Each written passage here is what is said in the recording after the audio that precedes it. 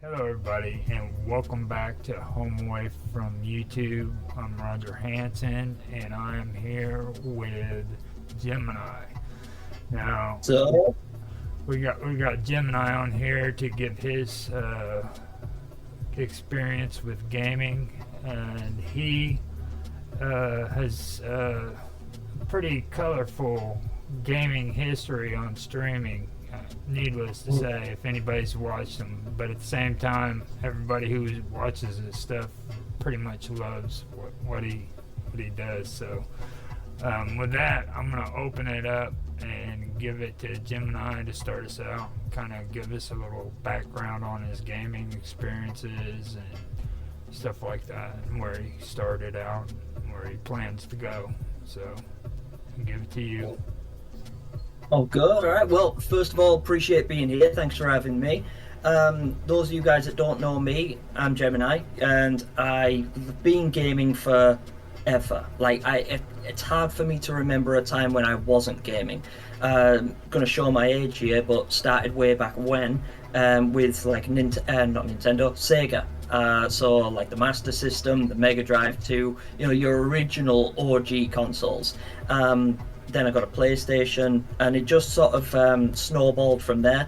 And I don't know, I've always found a solace in gaming. It's like my happy place. And I was always like ahead of the curve when it came to gaming, especially as a kid, because my parents were the cool kind of parents that let you play. Like, they'll look at the thing and they'll say rated mature, 18s only. Yeah, you can have that. I'm like 7, but I'm playing Resident Evil, so I got like quite a plethora of experience with video games, even at a young age, and it was hard for me to find a type of game that I didn't enjoy. So it just sort of spiraled from there. Found my way into YouTube fairly recently, and recognized that I can take my gaming across the board. A little segue as to why gaming is so important in my life right now is because going through school, that's all I ever wanted to do was video games. I couldn't wait to get out of school so that I could go home and game. And my teachers would always confront me about it. Say, you can't make a career out of video games. You can't live the rest of your life playing video games. You're going to leave school. You're going to have to grow up. You're going to have to get a real job. I was like, crap, they're right.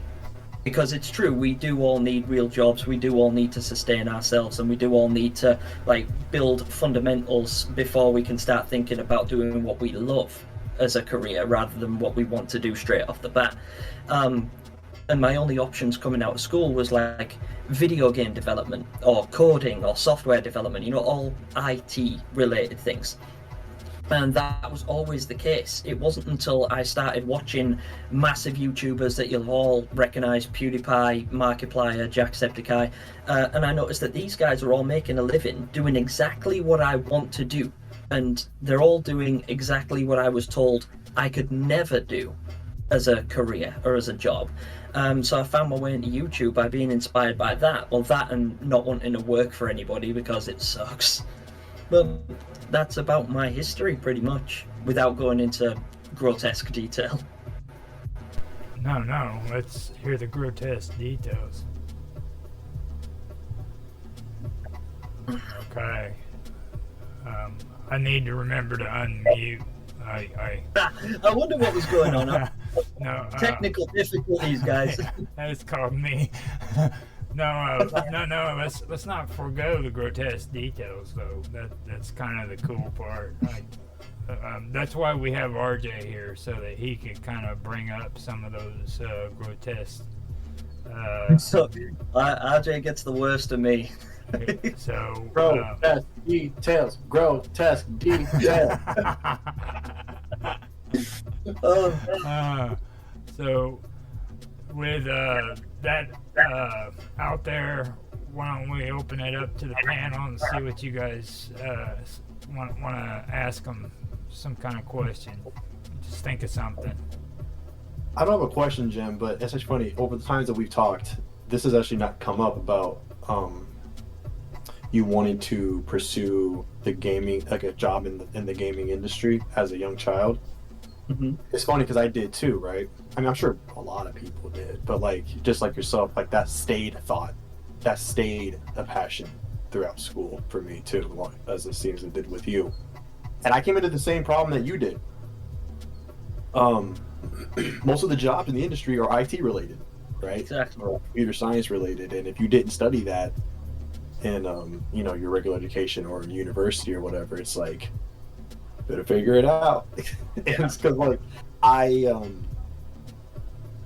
even though I was pursuing business, I was thinking, well, I mean, there's business jobs in the gaming industry, and it's like that is true, but not at a developer level, like a development studio level, was a publishing level most of the time. But those jobs, they don't, it's not as welcoming for like new, like fresh hired people per se. No. There's not a whole lot of recruitment for like people, bringing people on who are just learning how to be marketers or accountants. Well, maybe accountants might be a bit easier, but like marketers and other different fields. And so it's like, when I realized that, it was such a letdown. It was such a big blow, you know, and I'm sure a lot of people can relate, you know, when you kind of, not like having your hopes crushed per se, because like there can be an opportunity for me still in the future as my career grows, you know, and I actually have like a reputable rap sheet to back me up, but but like when you're first starting out, you know, you're just hoping like, oh, get that degree, and then, you know, you can move on, and like, you know, maybe you can get something out there, and it's like, no. And like, you know, with yourself after like high school or you know, senior high, when you're done, you're thinking like, okay, yeah, let's go and try and see if we can pursue, you know, the gaming industry. Let's play games, make games, and you're like, oh, I have to code. I have to learn. I have to learn plus. I got to learn C#. I got to learn, programming languages. I don't even know how to speak English, let alone how to figure out how to work C++. You know, like. It's like so I can imagine you probably had the same like epiphany of sorts, but like a negative one, and I did too. And but it's relatable because I'm sure a lot of people had that growing up. You know, it's one of those jobs that like as a kid you think it's just like, I'll just go and do this, but then when you get older you realize that no, the world doesn't work like that. Mm-hmm. Oh. Something that I misinterpreted going through school. So here's some juicy details that you're not allowed to tell the police. Please tell. So when I was 14, bit of a sob story, but I was attending secondary school. I was 14 years of age, and I used to go to school and basically get beaten up like all the time. I was bullied relentlessly, to a point where I didn't want to be in school anymore. Like, they couldn't give me a safe space, because again, we're going way back again, showing my age, but the world wasn't as soft and understanding as it is now. So back then, if they find somebody who's struggling with their mental health, or, you know, ADHD or anything like that, they would literally just say, man up, and, you know, if you don't want to be in this classroom, we'll just move you to a different classroom, we'll put you with the special kids, and, you know, they just shove you in there and give you some blocks to play with. And it's like, okay, they didn't take good care of you when I was at school. So, you know, they would basically put me in a room and have me conduct my work, and then they'd leave. But 5 minutes after they left, the people that were giving me a hard time would show up and continue to give me a hard time. So I couldn't escape it. Like, telling the teachers didn't do anything. And talking to my parents usually resulted in my dad handling things the way my dad always does. Knock them out. I can't, Dad. They're bigger than me. Knock them out. So yeah, and I couldn't fight then either. Like, this is way before the kickboxing.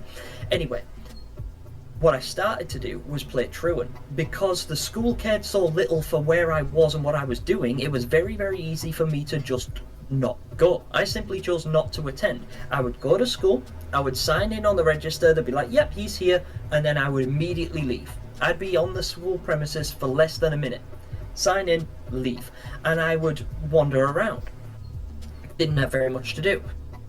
And I sort of fell in love with a cyber cafe because, again, showing my age, and I do that a lot, but at home, I did not have a PC.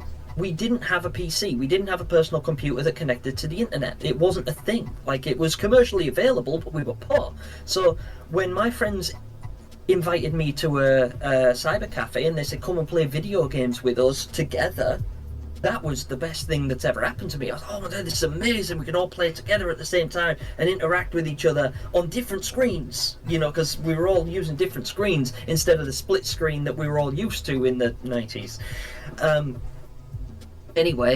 So I decided to go there. And I walked in and they were like, shouldn't you be in school? And I was like, no, I'm 16. And they were like, oh, cool, come in. that was it. That was the process of identification. So as far as they were concerned, I didn't have to be in school. And I just chose to spend all of my time in this cyber cafe, and it was really cheap to be there. Like, it only cost you like 50 pence for an hour. Or like, you know, so I'd just go in with whatever money I was going to spend on food and pay for my time on the computer. And I started to play a game called The Legend of Myr, which is a really old RPG game. And it was really awesome at the time. It has like a very World of Warcraft kind of vibe to it. And I loved this game with my heart and soul, and I was really, really good at it. And because I played it 10 times as much as everybody else, because I would play it the entire school day, so I'd be playing this game for 6 hours while everyone else was at work. I got invited to what was called the GM Circle, the Game Masters Circle, and they gave me a job. The company was called We Made Entertainment, and it was a Korean company that owned the game. And basically they had events every now and again. You know, they'd celebrate for Christmas, celebrate for Thanksgiving, celebrate for Halloween, and you know, they'd create a new monster and a new NPC and a new map for you to interact with on these special events. And my job was to script these NPCs, you know, write the missions, essentially like a dungeon master. That some of you guys in the chat right now, you might be able to relate. I've never played D&D, but as far as scripting goes, I was quite a good story writer. So I could invent a character and a situation and a monster to defeat and an item you would get for doing so. And that was my job. And they would pay me 50 to do it. Now, £50 a week in England is like, well, anywhere, it's nothing. It's pocket change. You know, most people earn that in a couple of hours. But at 14 years old, not paying any rent, no bills of my own to sustain, that was the best thing I could have hoped for, because I had £50 a week. So not only was I not going to school, but I had more money than anybody else, and I was happier than everybody else, and I was safe, and I was secure, and I was moving forward in life. So 2 years later, when they eventually caught me and said, look, you're going to have to come back to school and go through your education, I said, well, why? Because in my logical teenage brain, I was going to school to learn how to get a job. And I already had a job, so I didn't need school. So I continued to go back to the cyber cafe and continue to earn my £50 a week, and it was fantastic while it lasted. What I did not expect was technology to basically write me off. Similar to how, like, you work in a grocery store and your job is to scan items at the checkout, and now they've got robots that do that for you. They've got self-scanning services and self-checkout. Well, I was replaced by essentially a coding device. One of their developers found out that they could literally just have this, like, basically like an AI, very similar to what ChatGPT is now. It was really easy to script, and that's why they were having me do it. But they basically replaced me with a program that could do it for them. So they no longer needed to pay me. And then all of a sudden, I don't have a job, I don't have an education, I don't have a GCSE, and I am stuck. I'm completely trapped. And the only thing I know is video games. That's all I've got. So yeah, and that's when the real world hit me real hard, because it's like, well, you're gonna have to get a job. It's like, doing what? I'm not qualified to do anything. They were like, you're qualified to wash dishes. Better believe you're gonna be washing some dishes. Like, go on. You know, if you want a higher profile, then you're gonna have to get educated. Crack on. That's awesome, Gemini. That really is. That's probably better than anything you've said so far, RJ. And you said a lot of good stuff. I don't have a tragic backstory to cry about. That was amazing, though. You got to admit, man. No, it is. But he's fortunate that, I mean, I wouldn't say fortunate because he went through. Oh, yeah, that's so fortunate. I live in this hellhole. But he has way more stories than I do to talk about, to kind of, like, you know, be like, oh, this is what molded me to what I am. Like, I don't have that. Like, I didn't play no truant for 2 years straight in high school. I was a good boy. I was on the honor roll. So like, no, I don't have that. Man. I don't have every week saying, RJ, let me $20. Yeah, it's like I don't have any of that. It was just me chilling, you know, going to school, doing my thing, coming home, and that's it. Like I didn't even work in high school. I didn't even have a car until I was like a senior. So, you know, I don't have any of that. So of course he's gonna outshine me in the soccer.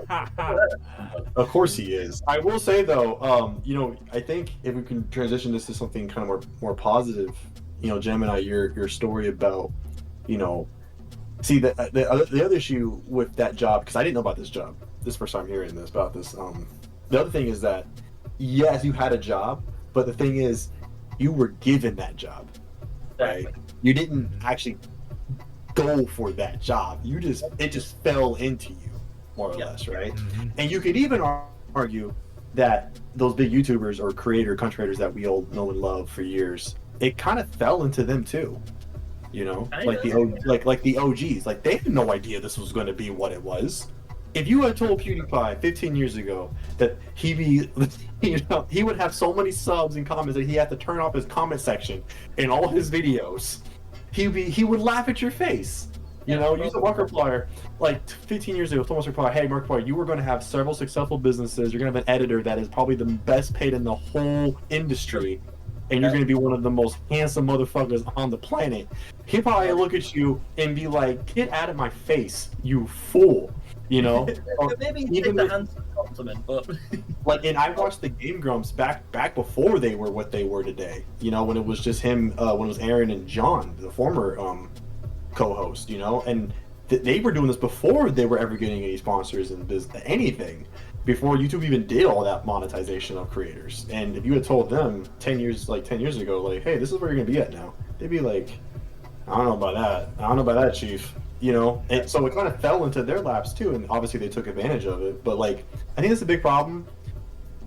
You know, and maybe John, you can speak to this a bit more, but like, because you kind of went through it. You know, it's like you grow up, and when you have things falling into you, you know, it's like you don't really know how to actually go for something because you were just fortunate, which is fine. Like it's fine. You had good fortune, right? I'm not gonna take anything away from that, but you don't end up learning how to get it yourself. Right, you don't learn those real world skills, and then, like you said a minute ago, the real world came and it slapped you right across the face because you weren't prepared.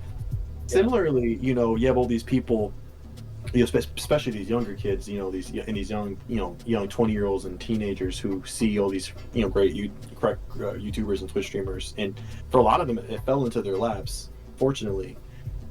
But it also doesn't tell. It makes them think that it'll just fall into their laps too, you know, and it gives them a false sense of hope, for, like, you know, thinking that they could get something similar, you know, similarly, you know. I mean, we've all seen, even in our Discords that we're all a part of, we've seen so many creators come and go, and for a good chunk of them is you know, if they really were honest with themselves, is because they thought that it would kind of just fall into them too, you know. They're kind of, in a way, betting on the lottery.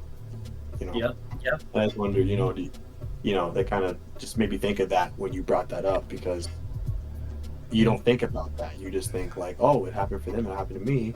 Or like with your similar situation, Gemini, you know, you were thinking, I mean, yeah, you were a teenager, but like, you know, you were thinking like, I already got a job, you know. Yeah. But then you're not thinking like, oh wait, I was just very fortunate and I just fell into this job. You don't think about like. That didn't even occur to me. In my mind, I was set for life.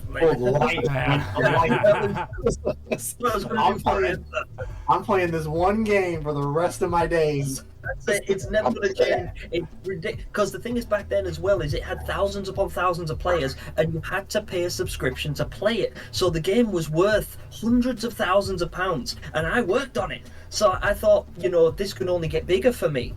I didn't expect to be swiftly replaced by technology that can do my job in 10 seconds flat 3 times over better than I could. Yeah, and how could you, right? It's like you're 14, you're 15 or 16, whatever, right? I remember being in middle school myself, and, you know, back in the mid 2000s, and we're just learning this new thing called the Google. You know, we just know that it can search somehow anything we want. And we're just like, what? And we're just like, okay, like we know what we're doing, but we don't like know what we're doing. And like it like we don't understand the gravity. We're just like, this is the thing you can use. We're like, okay, cool, great, it's awesome. You know, but how are we supposed to know what it would be today? You know, and likewise, you know, you're scripting, and but like you don't like, yeah, you're using technology, you're using a computer to play this MMO, you know, which is like, and that's I don't know that game, but given the time frame, that was a OG MMO. That's an old school, like. So I remember I've seen footage of those kind of user interfaces, man. It was the Wild West back then. Well, like Google this game, it is the OG, and weirdly enough, it's still going. Oh, I'm sure it is. I mean, if you said it had a subscription and had all this going on, I wouldn't be surprised. Probably doesn't have the fan base it once did, but I'm not surprised. Huge in Korea. Huge in Korea. I don't Oh, know. yeah, for a lot of stuff is much bigger over in the East than it is here. But Have you but guys yeah, have you guys heard of Neverwinter Nights? yeah, it's on consoles too. They're doing Yeah, the same I was thing. going to say, is that both? Is that similar? Same kind of storyline? It's not like World of Warcraft, but it has the same kind of setup now. They actually rebooted it with a server where you can go on a server and play with multiple players and stuff. But the way you were talking right there, they do the same kind of setup. They have DMs is what they call them, dungeon masters, and you go in there and they just allow certain people in the game into certain servers, and like you're invite only, you know what I mean? So it sounds just So Gemini, just so you know, I just checked because I wasn't sure, but I just double checked. Neverwinter Nights is actually based in the D&D universe. yeah. Oh, is that right? Yes. Oh, cool. Yes, and there's actually two of them. Oh, two. Yeah. I only knew about one. Apparently, there's two. I just googled it. That's good.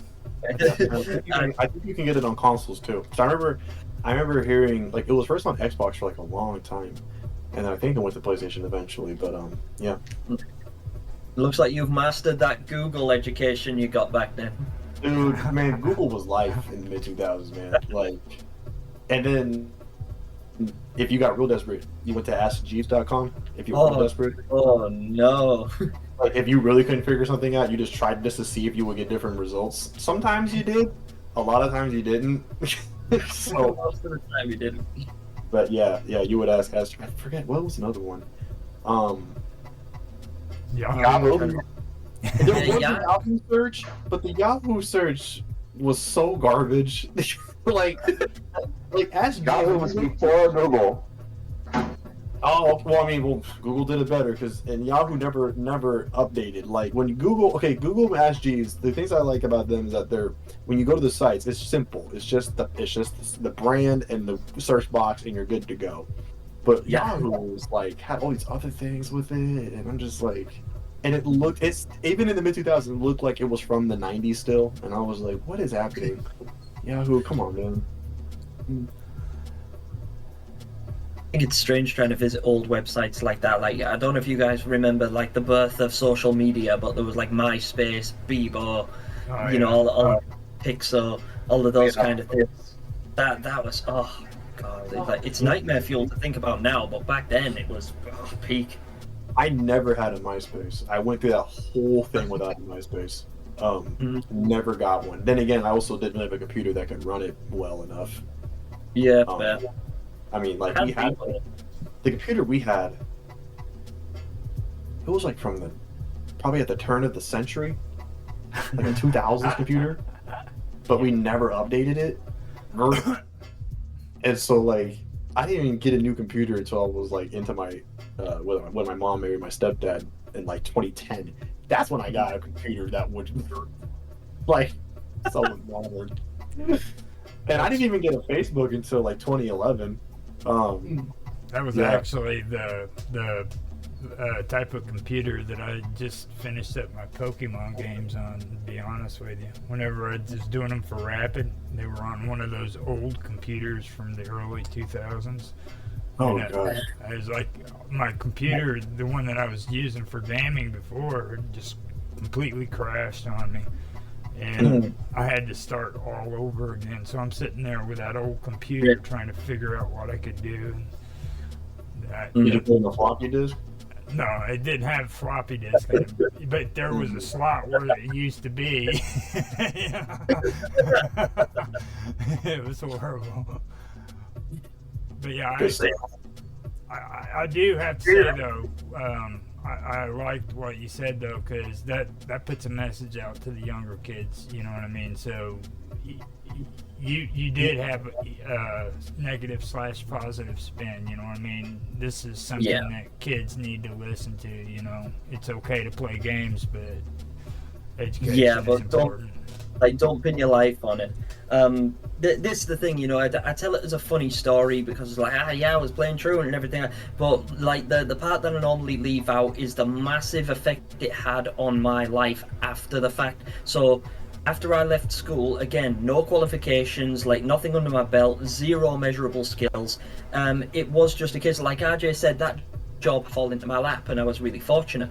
But that means that because I couldn't bring anything to the table when I'm making offers to potential employers, I basically had to depend on that to a point where my curriculum vitae, my CV, was so embarrassing that I went back into education at 17 years old through to 18 at a training company that used to do that. I had to pay to resit my exams a second time so that I could actually pass them, because I didn't pass any. I sat all of my GCSEs, but I didn't pass a single one because I couldn't answer a single question. Well, I think like, you know, the very basic stuff you can get.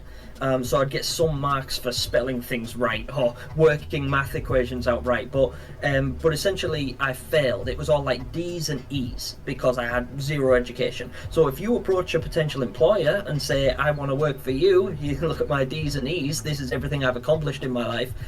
It just doesn't work out, and it never will. Like, undervalue their education. And I know that a lot of that's stigmatized because they'll say, oh, everything you learn in school is garbage, and you know, they'll just scrunch it up and throw it away. The rule book doesn't apply when you reach college and university, further education, jobs and things like that. But what they fail to explain is that is your stepping stone. That's your foundation. You know, that's what you build it off. That's why all these jobs want you to, you know, they want somebody with 8 years work experience, and you're like 18. It's like, how is that even possible? It's because they're not the jobs you need to be going for. You need to start at the bottom of these jobs and work your way up, and the way to get into them is by having qualifications and building your way up through, like climbing a corporate ladder kind of thing. So I had to work my ass off, as in, for the majority of my teenage life, I was working 12-hour shifts, like back to back between two jobs to make ends meet, because I had no choice, because I had to take a minimum wage job, which is understandable at that age, but that continued for so much longer than it needed to. And it was never in a direction I wanted it to go, to a point where I got to like in my 20s, then my late 20s, and I'm still doing the same thing for the same pay for ungodly hours. And, you know, it actually hit me just before the pandemic, like just before Britain went into lockdown. It sort of all came crashing down around me, and I was like, this is how I die. Like this, and again, sorry, I'm going back to the morbid bit, but like it was then I had to make a conscious decision to start moving towards a goal, because if you just consistently cycle the same thing over and over, you wake up, go to work, get paid, go home, do the same thing over and over again, that is all you'll ever amount to. You have to set achievable goals, reasonable goals, and if gaming is one of them, YouTube does give you the platform to do that. It gives you the platform to do basically anything you want to do. We live in the internet age where anything is possible. So if you do go to your these days, it's completely viable. You know, if you ask a 14, 15-year-old, what do you want to do for the rest of your life? And they say, I want to be a YouTuber and play video games. That is a viable career choice now. But it's harder and harder the more time goes on. People, like RJ said, people get into this YouTube gig and they expect that it's just going to fall into their lap because it has worked. And, you know, like people like Jack and Mark and PewDiePie and people like that, and prime examples. They're like walking epitomes of the fact that this can work. But it's so rare, because Markiplier is one in over 10 million gamers. You know, and that was then. That was then.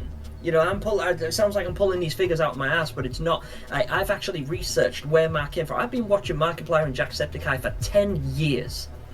I watched them before there were anything, and I've heard their life story, and I know where they came from. And I'm not going to say that they were entirely lucky, because, especially Jack came from nothing, absolutely nothing. He was using a broken camera as a microphone. It was an £8 microphone. It was an £8 camera that was broken, so he hooked it to his collar and used it as a microphone, and then he bought a £20 camera that was slightly better, and he stuck it on top of his laptop, which he could afford at the time, or whatever, you know. And he didn't have any acoustic foam or anything like that. He just had mattresses, like old mattresses, like his mattress and his sister's old mattress that he used for sound dampening and everything. You know, his lighting was appalling because he had no idea about key lighting or anything like that. But back then, you didn't need to, because it had never been done. So although if you watch his content now, it's subpar. If you were to create now what Jacksepticeye created then, people won't watch it.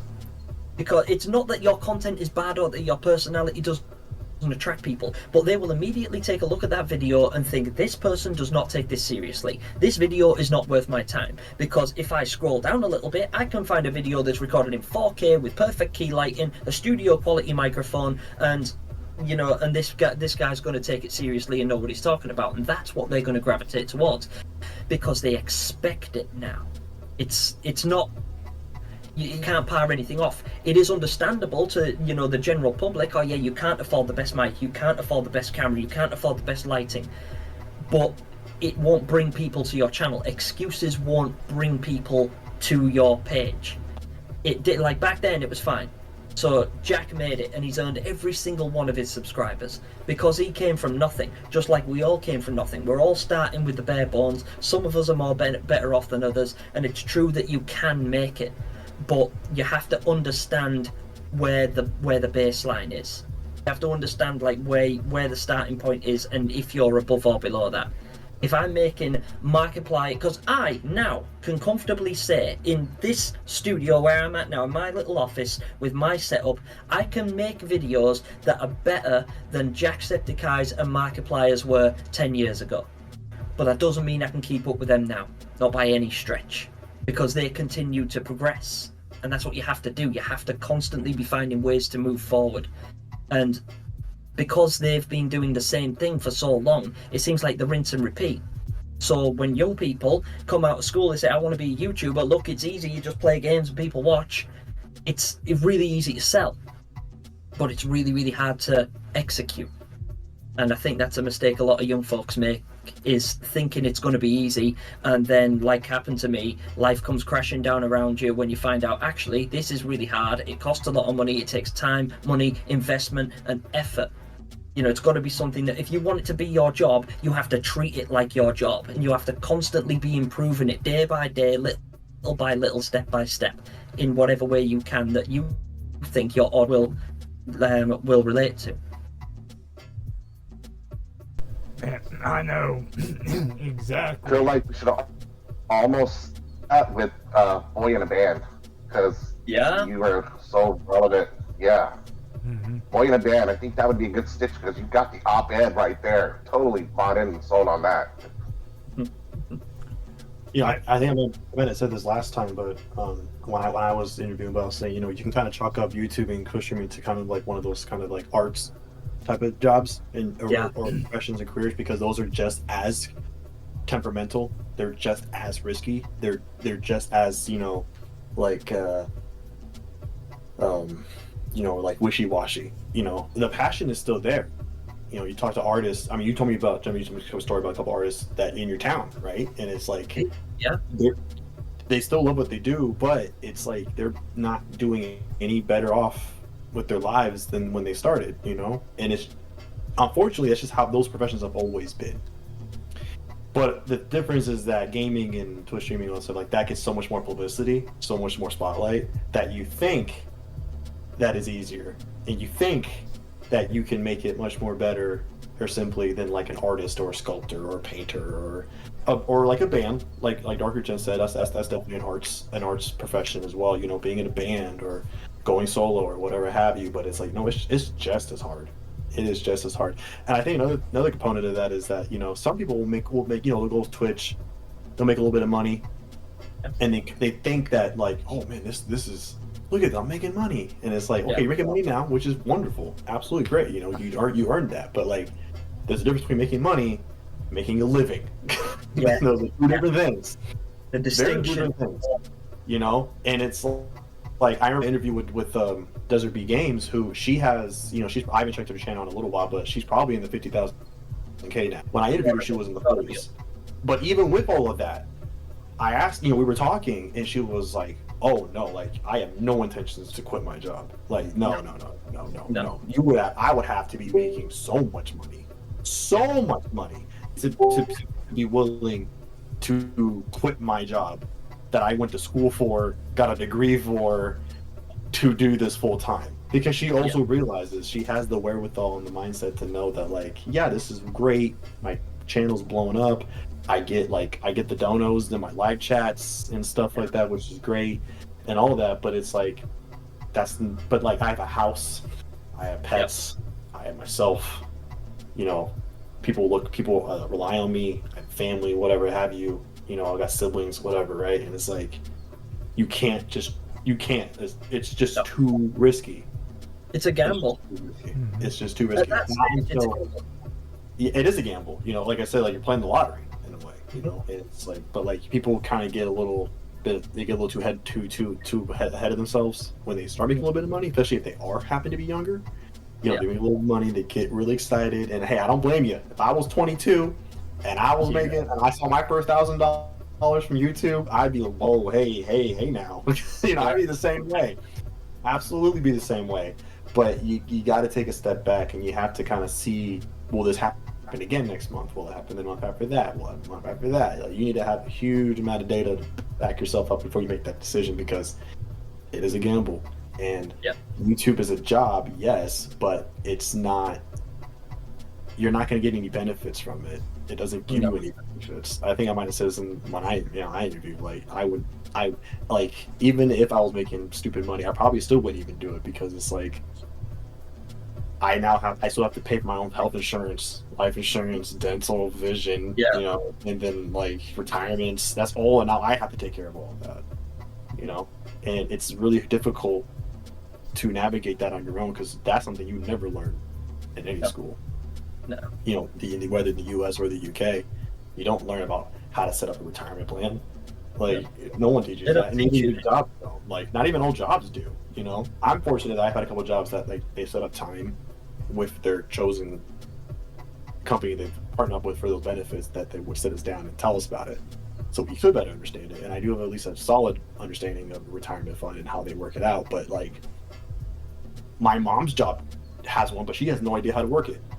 And if anyone should, it should be her telling me. But like, I'm the one telling her how the retirement fund works, you know. And it's like, but that's just a result of just how no one knows this stuff. But it just goes to, it's just part of the whole picture about, like, you know, just, you know, you gotta just be careful. And I understand, like, for some people can make the argument about, like, you know, it's like, you know, it's some people, it's like, I've seen and heard that, you know, the argument about, like, well, when you really believe in it, when you're really passionate, you let nothing stop you. It's like, also logic, is that one of those things you don't let stop you? Because it's like, you should still have some logic and some like some reality here, you know. And it's like, it's I get that. It's like, you know, that unbridled passion, that nothing stops you, and that's what pushed you forward. And I get that, and I would love to agree, but the world does not work like that. And you will be punished for it. Gemini can tell you, you will be punished for thinking like that. And just rewind. You'll find, like, literally rewind this stream and listen to what I said. He's already told us that doesn't work, you know. And it's just, you can't. You have to have a little bit of both. You got to protect yourself while you're pursuing your passion. Like, for instance, Brad Pitt, right? Obviously, great actor, been acting forever. That's his thing. But he has a degree in architecture. Yeah. He built his own house. Really? So, I mean, he probably by build, like he probably meant like he designed it, but like I'm sure he wasn't out there freaking building it. But like, yeah, I'm sure he wasn't like how Jem sometimes is on the demo day. He's just all right, boys, take it down. Sledgehammer. Oh, I'm sure that wasn't him. But like, because my mom, she was very, when she was in school, she was really focused on trying to be an actress herself. So she didn't, but the passion was still there. So she still follows that whole entertainment scene. And years ago, she had told me about it, and I was like, okay. And I would remember that because it's so rare. Everyone just pursues this thing and they don't think of any backup plan. But like, I was like, that's really smart. So if the acting never did work out, or if he retires, it's not like he's has no more anything anymore. It's like, well, I can go maybe do some stuff with housing now if I really wanted to. I have the background, I have the education. So it's just, you gotta protect yourself, And yeah, you don't may have to go to school. School's not for everyone, but you can get training, you can get education. You don't have to go to school to get education. As Gemini was telling us about before, you go back, you get education. It doesn't have to be through a school, but it'd be through something. You got all types of seminars. You have all types of webinars nowadays. You have all types of webinars, training programs. You got learn as you go training programs. You dictate how you learn. That's all over the place. You have master classes. So if you want something specific, you can do that. Open University is even a doorway to it. They've also got a program set up on LinkedIn.com if you guys are interested. So, like, anybody listening to this, if you want to go in and become anything connected with the internet, you can go up to LinkedIn, get hooked up in their program, and they'll teach you step by step everything you need to do. So, and that too. LinkedIn's a resource. I mean, there's plenty of resources out there to get yourself educated without especially like, I don't know how, like, I know in the UK, I think as long as you're in school, they'll pay for it. I think, is that true, Jim? Do you know? Yeah, pretty much. So, like, up to university, yeah. So like, you can get like college level, so A level for those of you guys in the UK. So you leave school, you get all your GCSEs, everything through school, that's free. Then if you choose to go to college, also free, also government funded. But then further education, university, where you get your degrees, your PhDs, things like that, then you start paying. Okay, so for what we would call master's programs. Exactly. Or gosh, what are they? Postdoc, doctorate degrees, master's degrees. So everything after your bachelor's is something you have to pay for. Okay, well, especially here in the U.S., because Jen and Infamous are from the U.S. along with me, college tuition is not free, and it's also just been blowing up in cost over the years. And so, a lot of people, younger people, like especially the Gen Z era and the younger millennials, they're having second thoughts about university just mainly because of the cost. It's understandable. And I can nowadays, now that I've been seeing it more and more and being exposed to it and understanding it so much better. I mean, I have student loans myself, but like, with all of that said, it's like, I can see why they wouldn't want to, but that doesn't mean that you don't have to. That mean, that you're just stuck with your high school diploma with no other skills after that. There's so many other options that are much cheaper to where you can learn something. And honestly, if you know exactly what you want to do, then you can find something that teaches you that dives deeper into that one specific thing. So you might even be better off this way, right? Yeah, potentially these days, given the cost.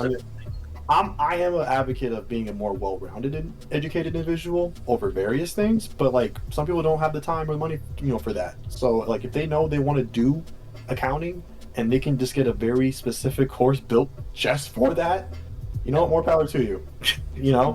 Or in graphic design. There's so many things on graphic design or coding or programming or computer science, and it's like, yeah, I could absolutely understand that. It's like, you don't have much time. If this takes 2 years or a year and a half and you get everything you need to get you out there, make you competitive, over spending 4 years where you do learn that, but then learn a bunch of other things that you don't value, then you know what? I can roll with it. Yeah, absolutely. I mean, and when it comes to learning stuff too, there's so many things you can learn. Like, you can learn how to work SEO. Like, everybody's big on the internet about SEO. There's a whole freaking market just on SEO. You know what I mean? So Yeah. I mean, there's so much opportunity for people these days. I really understand now why RJ likes you so much, because like just in this conversation, it's been very constructive. You know what I mean? It's this isn't one of those gaming interviews where it's just talking about the game. You're talking some serious stuff, and I can seriously. Really, you got a lot of respect for me on that. That's really good. Appreciate that, brother. And it's one of those things where, like, I understand that we're all gamers here. We all love gaming. We're all gaming based YouTubers, and it's kind of our primary focus. But something I've realized recently is that it wasn't recently even, but something that I'm coming to terms with recently is that gaming is the most saturated market on the internet, like at least on YouTube. You know, as far as the platform goes, if you find somebody, like a person on the street, you meet them, hey, what's your name, and you introduce yourself, and they tell you they're a YouTuber, like 8 or 9 times out of 10, they're going to be a gamer of some description. You know, they're going to have gaming focused content in one way or another, because this seems to be the ideal platform for people like myself who didn't have much in the way of prospects when it came to working with video games. Like, I use an example of a friend of mine. He wanted to work with cars. He wanted to be like a mechanic, and not necessarily a mechanic, more like what's the word? Engineer. Yeah, kind of like an engineer, yeah. Like somebody who wanted to modify cars. So he wanted to make cars, so he'd take a car, regardless of what it was, and turn it into a showpiece. You know, he'd build the body kits for them, he'd upgrade their engines and put the neon lights in and everything. But he had no capabilities when it came to that. So he got a job in London in a car wash, and he wrote a cover letter to the company, and he showed it to me, and I thought that was a really good idea. And he was just so blunt and honest. He said, look, I'm applying for this job because not only do I need the money, but I have, you know, I really want to be around cars. I want to learn everything I possibly can about them. I'm not in a position where I can pursue education regarding them, but I want a job that will allow me to be around cars in one way or another, even if that means I spend all day washing them. You know, as long as I'm around vehicles in one way or another, so I can learn, you know, so I can learn something about them. And he did, you know, he progressed through that, and he started to do that professionally, working in a garage and everything. Like, when he saved up money, he started his own thing, and that was great. And that's some way that we have that platform right now in YouTube. You know, so when I left school, they said, and like Infamous touched on earlier on, you said that when you leave school, you can either go into like your coding or scripting, or, you know, something that requires an education, like game development and game design. But playing video games just wasn't an option. That wasn't a job. Now it can be considered a job, or at least it could 10 years ago when people were reacting to it because it was brand new, but it's not anymore. So if you want to work playing video games, then you've got to do something more as a YouTuber and as an entertainer. Because I had this conversation last night, actually, with a friend of mine called Anya, who is a YouTuber, and she's taken a little break recently. But she was playing YouTube. She was doing YouTube, playing video games, and she wasn't getting a lot of traction. And I said, well, what do you do? And she said, well, I play this, it's a dancing game, kind of like DDR, but with your hands. And she's like, I do that. And I was like, that's cool, what else? And she was like, nothing. And I was like, and you're not getting any traction? And she was like, well, no, you know, I did it first and then it stopped. I was like, okay, so how are you moving forward? She's like, well, I do WLC. I was like, cool, okay. But you've limited your audience to the WLC. Don't get me wrong, I'm all for WLC. I support WLC, and I think that, you know, if young, small YouTubers are supporting each other, especially when they're quite fresh to the market and they don't really understand it, it's a really good way to network. But if all you ever do is WLC, then you limit your audience to the people in the Discord, and that's it. You might branch out a little bit, you know, you'll pick up 1 or 2 extra viewers from here or there and sit there wondering why you're not blowing up. And you're like, well, do you advertise? Yes, I do. How? I go on Discord and I message, I put it in the WLC and I message people. I get consistent comments from consistent people. It's like, okay, that's cool. How many people are in the Discord? About 50. Okay then. So that means that your entire audience at the moment is limited to 50. What else do you do? How else do you promote your content? It's like, well, nobody really enjoys this. And it's like, okay, well, there's two ways to look at that. Either you're right, people aren't enjoying it, maybe you should change it up a little bit, think about what you do, find something else that you like that will appeal to the masses, will appeal to a different audience. Or you seek out the audience that you're trying to appeal to. For instance, I've recently found a lot of success in theorizing about a video game called Little Nightmares. Little Nightmares is a game that I fell in love with back in 2017.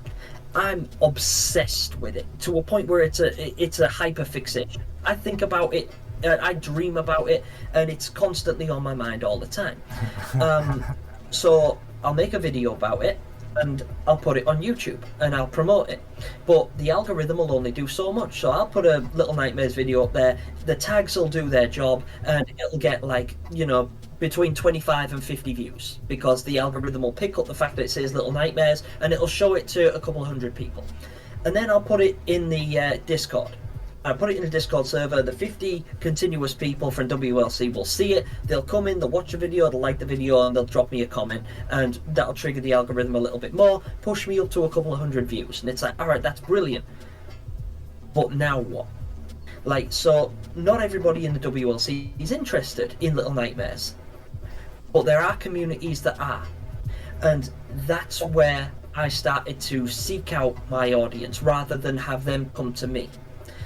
I joined a couple of different ones, I'm looking at them now on my Discord screen, which are purely Little Nightmares dedicated chat rooms. And that's all they do. All they do is discuss the game. And I'm using Little Nightmares as an example because this is what's worked for me. It's something that I have a lot of love and passion for. I don't get bored of talking about it. I constantly play the games and thoroughly enjoy them. And I like listening to what the community have to say. And the community have a lot to say. So they've got a lot to share with me. Now, my advice to people who are struggling with their own content, that are constantly making games and things like that, people will often make the mistake of thinking consistency is key, which it is, but it's not the only factor. There are several variables that you have to take into consideration, because you upload a video every single day, and that video can be great. So you upload a video every day, that video is to the best of your ability every day. You edit it to your best ability, you market it to your best ability, and you put it in front of the audience that normally get to see it, and pray that the algorithm picks it up to a point where it goes viral. And that just won't work if you really want to see progress in your channel. It just can't. And take it from me, I know. I'm coming up 4 years on YouTube now, and I've found minor success in certain areas. I'm up at about nearly 6,500 subs. But my videos, my best performing videos, only have 4,000 views. I've never had a viral video, not once, ever. In 4 years, I've uploaded 252 different videos, and not one of them in 4 years has gone viral. Not one. So, sitting there and waiting for this lottery win, as RJ quite accurately described it, is just folly. You might get lucky, but you'll be one in millions. I'm talking millions. It's not an exaggeration. We're talking if you're a YouTube gamer, you are one of tens of millions of other people in your position, and unless you bring something else to the party and take it more seriously and actually follow steps to improve what you're doing, instead of just hitting the same buttons every morning and praying for a different result, you're not going to make it. And if you do, remember me. But the people who are on the chat rooms at the moment, it's not just, I'm using Discord as an example for but it's not the only one. I went to Facebook, typed in Little Nightmares. There's several Little Nightmares communities. I went to Reddit. There is a dedicated Little Nightmares Reddit community. And so, because I'm able to niche my content and then focus on driving it towards the people that actually want to see it, instead of just putting it in front of several hundred people that couldn't really care less, then I really, really up my chances. And It's the same with a bunch of different things. I did something similar with a game called Cuphead, one of the most popular series on my entire channel. Whenever I go live, it pops off, it goes well, to a point where my community started moving over, watching RJ play, and now there's a lot of members of the community that will strictly go to RJ's channel for Cuphead content. There was a running joke between us where it's like, Casual Hardcore Gamers is a Cuphead channel now. But it's not. It's just because it was advertised in the right place and therefore blew up, because it was a popular game and we were able to take advantage of the algorithm in that moment, and we promoted it to the right people in the right place. So you guys, I don't know what specifically you guys want to focus on.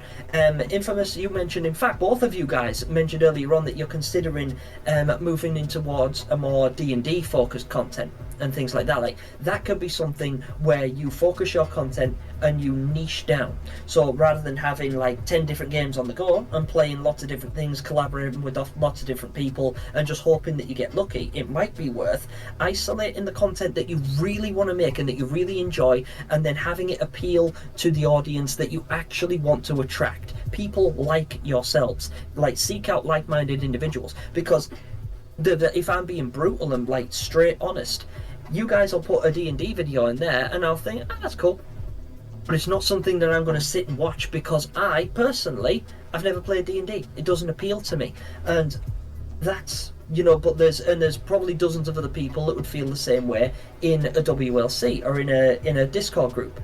But if you were to go up to the search bar and you type in like D&D, role-playing games or dice games or anything like that, you're going to find communities that are actively seeking out your content. So it's not that you'll have to promote it overly. You just say, by the way, guys, I made this video. What do you think? And you'll generate so much more traction, and you'll get some genuine, honest advice. It might not all be good. Like, a lot of the reviews I was getting straight off were negative because I was stepping outside of my comfort zone. So people are like, the first video I ever did on A Little Nightmares Theory was unscripted. And people are like, why do you trip over yourself so much? Why don't you ever stop for breath? Why do you cut at such random times? And it was all like negative, and it was hard to hear. But it's something that I took on board and then applied to my following content. And it's improved with every video since, and it's generated hundreds of subscribers and thousands of views and hundreds of likes, because I'm using the information rather than just going, oh, well, if you don't like it, you can leave, go away. And then, like, you have to pertain to your audience if you want to take it seriously. I'm not saying that you have to bend to the audience's will. You don't get to do what you want to do. You have to do what they do. You have to do whatever they like. RJ, you have to play Cuphead because that's what your audience responds to. That's not true. You don't have to. But what you should do is find common ground. Find something that you love enough to associate with another community and move forward from there. And that can be anything. It can be D&D, it can be Cuphead, it can be Little Nightmares, it can be anime. I've noticed that King Line of Locks, in fact, has recently... his anime content is great anyway, and he leans down into that, but he's also started branching out into reactions, like reaction videos, because King, as much as I like King, the games he plays, I'm not into. But I love King. I love his personality, I love his charisma, I love his voice, and I really respond very well to him as a person rather than the content he's making. But now that he's making... So recently he released a reaction video to the Kung Fu Panda 4 trailer, and I watched it 4 times. Because not only is the trailer dope, but King's reaction to it is brilliant, and I'm just sitting there like laughing along with him and finding it really appealing. And he's finding some success with that because he's recognised that he's limited with his content and with his audience, and the only way to move forward is to branch out. But don't take that as you have to appeal to the masses. You don't. You just have to appeal to like-minded people. You've got to love what you do in order to succeed, because if you want something badly enough, you'll find a way to make it happen. But if you're just constantly going through the motions, you're going to hit a dead stop and then sit there feeling sorry for yourself, wondering, why didn't this work for me? It worked for Mark, it worked for Jack. Why isn't it working for me? It could, but you've got to take it seriously. Anyway, rant over. That's pretty good, actually. Before anybody says something, we do need to give Darker Things a chance, because this is really a part he needs to because I think he really probably got a lot from that. I know I did. That was pretty good talk. You did good. That was excellent. Appreciate it. Thanks, bro. And yeah, Dark, if you got anything, my brother, let me know. I'm game. He's probably. Well, I was trying to say, like before, I wasn't necessarily making a point about being an artist. There's the YouTuber Boy in a Band, and he had that whole thing about not needing to be a. I say you would have the perfect opposition editorial to what he says. Value education, because some things are not going to come easy. So at that point, I think for me, I'm gonna have Nugent listen back to this, because he's one of those as a teenager decided he wanted to be a YouTuber, and then as his dad want to try and help him pursue that, right? I try and help him pursue anything he wants to. He started noticing that it was more than just turning down the game, recording, and here come the views. Yes. It just didn't happen. He's like, why are we not getting any views? Mm-hmm. And that's how I stumbled on Home Away from YouTube and another Discord group. I was like, how am I going to help him, like, get his feet wet? Get some people to watch. Maybe get people who have some editorial skills, help him edit his videos, things like that nature. Networking's important. I get people who will watch other stuff I do, like RJ. RJ's great. Yeah. He'll take it upon himself to watch something for me, and then he'll give me valuable feedback from a constructive point of view, not just, hey, that was great. You like to get a laud, you like to get the applause, but you're not going to improve if you don't have someone who's willing to give a critical eye to something. That's just invaluable. From a personal point of view, I've been following you for a long time, and I have seen a shift. And I've seen a shift when you started focusing more on the Little Nightmares, right? Yeah. You were one of the people who inspired me to make a gaming intro for the channel that I was doing by my son, because your intro was so sick. You would come up with different intros and be like, whoa, we had to spend some major time on that. Yeah, I want to be like that. I come from a theater background, and theater, and I tried to break into film and TV. I did professional theater for about 2 years in regional theater in Colorado.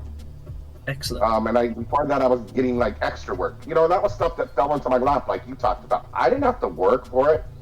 Someone saw me perform a play and said, hey, by the way, we're having this regional theater tryout. Come to Colorado. If you want to make some extra money, you might do well at it. My mom sent an audition tape without me knowing about it to a regional theater in Oregon, so I got to study under professional actors there from summer of my junior high school year. Stuff just fell into my lap, so that whole things coming easy and not having to work for it is definitely, like what you said, it's a hard lesson to learn later on. Yeah. Because then you get your first no, and you get your first resistance, you're like, whoa, wait a minute, what happened? Mm-hmm. And it's like you said, 10 years ago, the playing field was not the way it is now. Nope. Gaming is so saturated. Yeah. And so what I want to say is, I think RJ touched on it in a previous one, and you kind of touched on it today. You have to decide what your focus is going to be other than just playing video games. Yeah. And I think you nailed it, because you're always engaging. You're always high energy, you're always entertaining, and there's always something that can be gained from watching your channel that I'm not going to get from anybody else. And I think you're, in my estimation, one of the people who, out of Home Away from YouTube, it's more like I watch, even if I'm not trying to copycat your channel, I'm trying to take dynamics from what you do. Yeah. And just borrow from it. Make it me, but borrow from it. And I think you're one of the people to watch, like, It's not just hit play and go. You're doing more than, you have a lot of engagement. I think what you say is true. You come off genuine, people, just like what you said, how you like to watch King. I love to watch King as well. Yeah, he's great. People need to be genuine. People need to be themselves. Yeah. And if people aren't having fun, you're gonna see it right away. You can see somebody forced. And I just think I want to appreciate you for saying, like, one, you're genuine.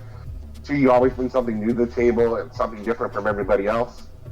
So there's that, and you know, like when it comes to education, like I stress it with my son. My son, he wants to be a YouTuber, but he also has the culinary interest. So I'm like pushing him in that direction as well. You want to own your own restaurant? Great, pursue that as well, because you can do both. Let the restaurant, let the income you're building from your restaurant be what helps you fund your other passion. You know? Exactly. And out of that, we're kind of like playing around with an idea of something I wanted to do for years. He approached me about it. He's like, "Hey, Dad, what if we opened a dinner theater? Then you could be the artistic director. You could choose the shows. You could help me with the menu themed around the show that we're doing at that time. We could totally do this." And I was like, "Really? Yeah." So that's actually an avenue we're pursuing, right? But that was birthed out of feeding his passion. And I'm like, "Oh, how cool is that?" But he is someone who was welcomed. He was someone that was welcomed by home away from YouTube. He felt isolated, lonely, awkward. Yep. He's like, "We've all been there. We're all You have to edify me, Dad."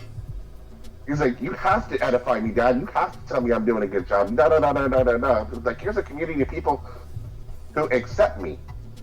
And I was like, "Well, that's awesome." And you know, we even tried being on camera apart from one another in our games for a little bit. And we would consistently get the feedback. He'd get the feedback, "Where's your old man?" And I would get the feedback, "Where's your son? Why aren't you guys on camera together?" Yeah. And it is true. When for our channel, the magic is there when we're either watching each other play a game or playing games together. And we're getting back to that original concept. Like you said, you have to do something different. And we fell into the trap of just putting on the game and pressing play. We're getting back to the I'm just gonna see when we start producing more of the gaming content. We've had some hardware issues lately, where he's actually going to play old school games, and I'm gonna play what's considered new school games, and we're gonna give each other challenges to see how close we get to meeting them.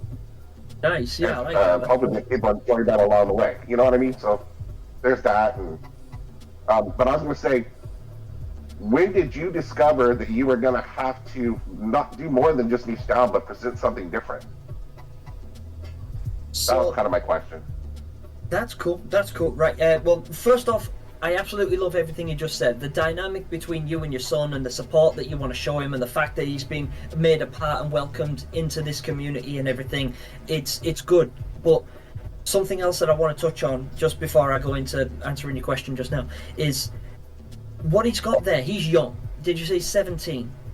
And he's already coming up with ideas saying, "Dad, this is an idea for a business where we can both implement our skills that we've learned." That shows really positive, forward-thinking attitude that I think should be heavily embraced. And you're dead right, because he's so young that he can do both. He can pursue both. He can even find a way to synchronize them. Like there's a way. It's a YouTube channel. It doesn't necessarily have to be strictly gaming. If he's got culinary expertise, he can move that into a YouTube channel. He can make shorts regarding it on certain recipes and everything like that, or certain things that he makes. Like my mother, for instance, she's a baker, and she makes some of the most astonishing things you've never seen, like entire mansion, like the Hogwarts castle made entirely of gingerbread, covered in frosting and icing, with hundreds of people. It takes her about 80 solid hours to make it, and she's so shy, and like you couldn't put her on a camera or anything like that. But I was like, "Ma'am, if you just let me record your process and put it online, it would go wild." And she's like, no, I'm too old, I'm too shy. But you know, if he has those skills and they can be transferable, utilize them. Anyway, I just wanted to say that because your son really inspired me with what he just said there. I think that's cool, and that motivation should be embraced at every level. Further to your question, when did I decide that a change was necessary, was actually about a year ago. Like, I've known that a change was necessary, but I haven't known where to go with it, and it's been kind of difficult to pursue because all I've ever done is gaming. I've tested the waters with a couple of other things. I did like a physical body transformation video that popped off. It ended up being like my most popular video, but it wasn't related to my existing content. And I thought, well, maybe I can either create a new channel or start a series of fitness related videos and go that way with it, you know. So I'm like a buff gamer, as it were, you know, because that's kind of unusual. You know, you get gamer guys and you don't expect them to have like rippling six packs and pull 600 kilos or whatever, but you know, but there wasn't really a way that I could implement it effectively. So that sort of went to the wayside. Then I thought like something similar, like doing, like branching out and doing, like, you'll have seen me and RJ do collaborations where we do like tier lists and things like that, where it's more like reactions at like debates and reactions and things like that to games that we've both played together, or both played in our own time separately, and then come together and converse our opinions. And again, that got a bit of traction, but it was limited, because we were limited to the games that we both enjoy, and that is few and far between, because although RJ's content is great, he plays games that I don't. He'll cover Neo and the Dark Souls series, Elden Ring and Spyro and Crash Bandicoot, none of which I've played, nor do I ever intend to, for fear of death. And the same with me. RJ's never. Heart, man. Break my heart. Not even Spyro. Oh man. But, well, I played Spyro when I was a kid, but play it again. Play it again. It's too hard. What? Spyro, not Dark Souls. But yeah, so as I was progressing, I noticed that because I had a rule when I first started doing YouTube, I refused to release a video that I'm not proud of, because, like you said, constructive criticism is invaluable, but as it stood, the only people that would criticize my work or tell me about it was the people from this community, from the WLC. So I was getting a lot of thumbs up and a lot of good jobs and a lot of this is great. So I thought I was brilliant. I couldn't fail. You know, everything I do is fantastic. They all really enjoy it. But of course they do. It's a WLC. It's in the name. You have to like the video. You have to leave a comment, so you know, and people are much less inclined to leave a comment crapping all over your video when you share a community with them. You know, so people won't give you the criticism that you need if they even watch the entire video, which is another problem altogether. But if you get somebody like RJ who's prepared to sit down and go with you and say, like, you'll watch the whole video and he'll break it down systematically and say, right, this I like, this I don't, and this is why. It's not that he's trying to crap all over your video, he's trying to help you to progress. And if you, and I learned this at an early stage as well, if you can't take criticism, do not pursue a career on the internet, because you will die. It's like the internet is like, the comment section will cripple you at every given opportunity, no matter how good you think you are. Like I spent about 4 days, like, actually, like, consistently researching. I traveled, I went to museums, I did research, I studied, and I spent a lot of time editing what I thought was going to be my best video ever, like my what's called the Candyland theory, and it was one of my first, like, major theory videos on YouTube, and I was like, this is awesome and I love it. And then and I was getting all the usual comments, you know, like, this is great job, this is cool, clever theory, good idea. And then you'd get one of them and it'd just be like, why does your hair look like that?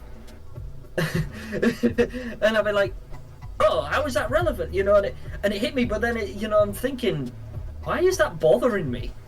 I'm a person on the internet, there's going to be trolls, expect them. But the whole, you know, why does your hair look like that thing, it wasn't constructive.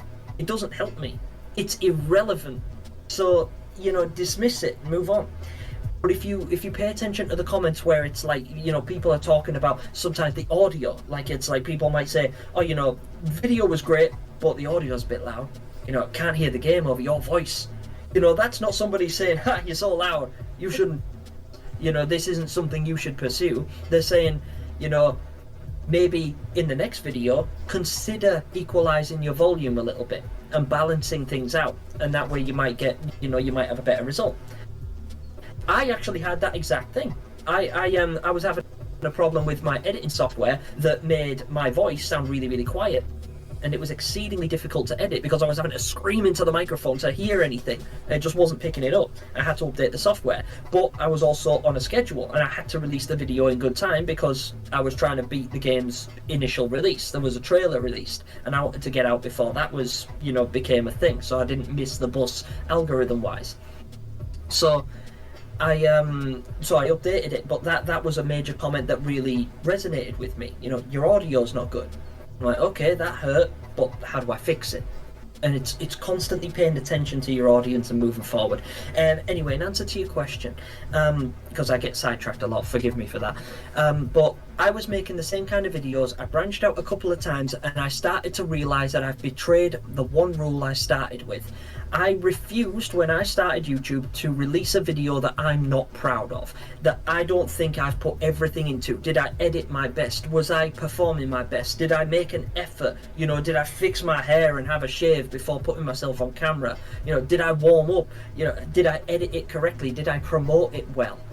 And for the first 2 years, absolutely. Absolutely. Every single video I released in the first 2 years of YouTube was because I was very proud of it. I would even delay for days at a time. Gemini, you haven't released a video in 4 days, and it's because I'm still editing it.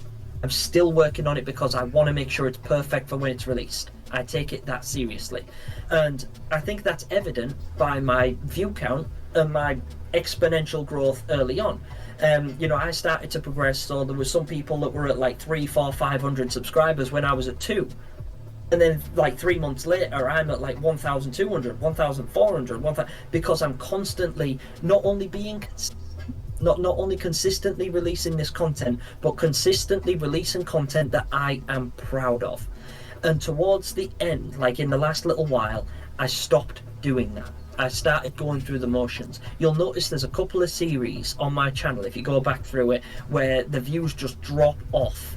And it's like Resident Evil 5 or God of War. These are videos that, it's not that I didn't finish the series. I did. They're on YouTube. They're in the bank. I can publish them at any given time. But I'm not proud of those videos because I don't feel like I put my best foot forward with them. So I feel like if I release one of those videos, I'm not doing justice to myself and how seriously I want to take this channel. How is my audience supposed to take me seriously and believe in what I do and enjoy what I create when I don't? That's something that you need to pursue, well, in my opinion at least. And again, you can take everything I got with a grain of salt because I'm by no means the most successful YouTuber, but I like to feel like I have enough experience and I've fallen enough times and gotten up enough times to give people at least some sound advice, unbiased advice at that, because it would mean the world if somebody was to come to me one day and say, by the way, Jem, I've got 1 million subscribers. Do you remember when you told me about releasing something I'm proud of? I did, and now I'm a millionaire. Thank you. That's me paid. I'm golden. I'd love for people to take inspiration and benefit from it. And there's a lot of smaller YouTubers that'll shout me out in other videos just because I offer this kind of advice, because it's unbiased and it's true. Because I've got nothing to sell, I've got no reason to lie. So all I'm doing is feeding you what's been positive for me, what's been negative for me, and hoping that you can take that on board and manipulate it into your own channels and find some success that way. So yeah, more to the point, don't release a video unless you're proud of it. It doesn't matter about consistency. The algorithm could not give a F if you release 3, 4, 5 videos a week or 1 video a month. It doesn't make a difference as long as the content is good and consistently good. This channel, there's one I know, I'm just going to use this as a last example and I'll shut up, but there's a channel called Royish Good Looks, and he's a musician, and he basically remixes like Rick and Morty and Star Wars and that sort of thing. He'll take like lines from the show and he'll remix them because he's a professional music artist. He'll remix them, he'll make a song and he'll put it out and it'll be fantastic. It'll get millions of views. He's got hundreds of thousands of subscribers and he's got about 15 videos in 5 years because what he does is consistently good. It's not en masse, but it's exceedingly good. So if you need to take that little bit of extra time to just polish that thumbnail, or maybe tighten up the editing a little bit, or maybe just show your video, like show the first 30 seconds to a person in the community and say, honestly, show it to RJ. Like show it to RJ and say, watch this for 30 seconds and tell me if you're still interested. Because if he's not, he'll say, hell no, I'm not watching that, you know. And it'll explain to you why. It'll tell you why it's not appealing. Because if it doesn't appeal to the people in this community, then it probably won't appeal to your audience either. And the first 30 seconds is very valuable, because that's a big point that the algorithm takes into account. If any of you go into your analytics right now and check on your latest video, it will have a graph that tells you who dropped off at 30 seconds and who was still watching afterwards. And that number is very, very important as far as YouTube promoting your content goes. So if you want to improve it, ask people what they think before you publish it, and make sure when you do, you've done the best you can with what you've got. Don't just release something for the sake of putting it out there, because if anything, it will hurt your channel. YouTube will, like, say I was to release the rest of this God of War series, and with my 6,500 subscribers, my God of War series pulls like 60 to 70 views. The YouTube algorithm is going to recognize that as utter garbage, because not even 10% of my active audience are watching my content. So the algorithm will bury you. They'll just be like, well, nobody's watching you because this content must suck. So we're not going to promote it. We're not going to push it forward. You're not going to progress in the industry or, you know, move forward with your goal. But with these theory videos, where I am exceedingly proud of them, and I'm putting them out to like potentially thousands of people in a community whose opinion I respect and value and constantly feed off, I am seeing steady progress. Not exponential, but 200 subscribers in the last 28 days. Take from it what you will. Anyway. Real quick. That was So good. Gemini kind of lie down after his TED talk. You said it earlier before he started talking that An hour ago. you were like, oh, I see why RJ likes you. Keep in mind, so what he just said, what I said today, and what I said in my interview, this is stuff that he and I talk about on a regular basis. Yeah. And that's part of the reason why we get along so well. Now, we started this friendship playing Resident Evil 6. And that's what, well, actually, yeah, because I reached out to him to do that collab. And we didn't really know each other. But like, I liked his content. Like, you know, Darker said, you know, he was a bit outside the box. You know, he actually was a bit unique amongst everyone in the Discords. And he did his little call out, his little call shout out for like, hey, I'm willing to like work with people. I'm looking to think about working, and I messaged him, and on that video, and then he messaged me back on Discord, and it went from there. And then as we started talking more and hanging out, we started realizing our humor was the same. We kind of got each other. You know, when we talk about real stuff, we get each other. And then we're willing to listen to each other about other stuff, you know, because he's a very knowledge-seeking person, and so am I, so it mixes well. But this kind of stuff, YouTube especially, the whole platform, the landscape of it, we talk about this on a regular basis.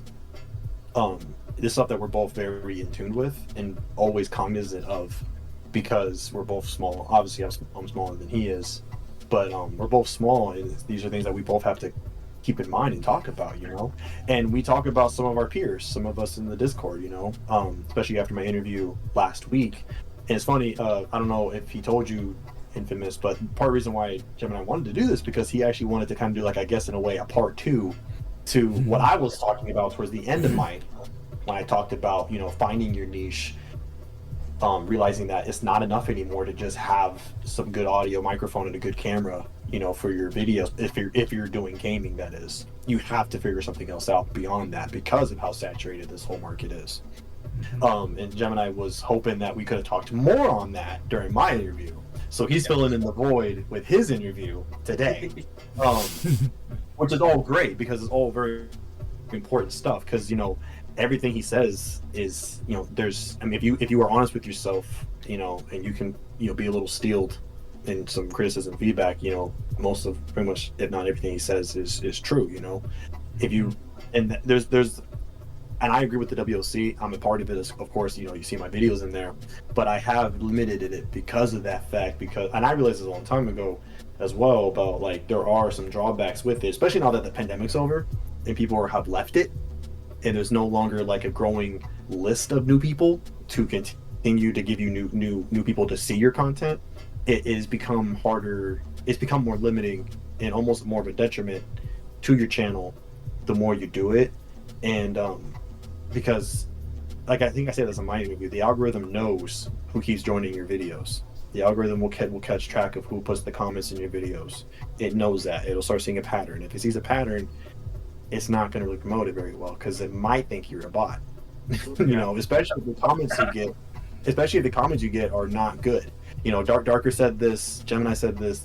Another issue with the WLC is the comments. You don't get the right comments, and I said this in mine. Like, that's why, like, if I was in your video watching it, I try to put something beyond a good job or a thumbs up, big like. You know, I hate that one. Big like coming at you. I was like, well, wait, why is it big? I don't understand. Like, anyway, It's like, super big.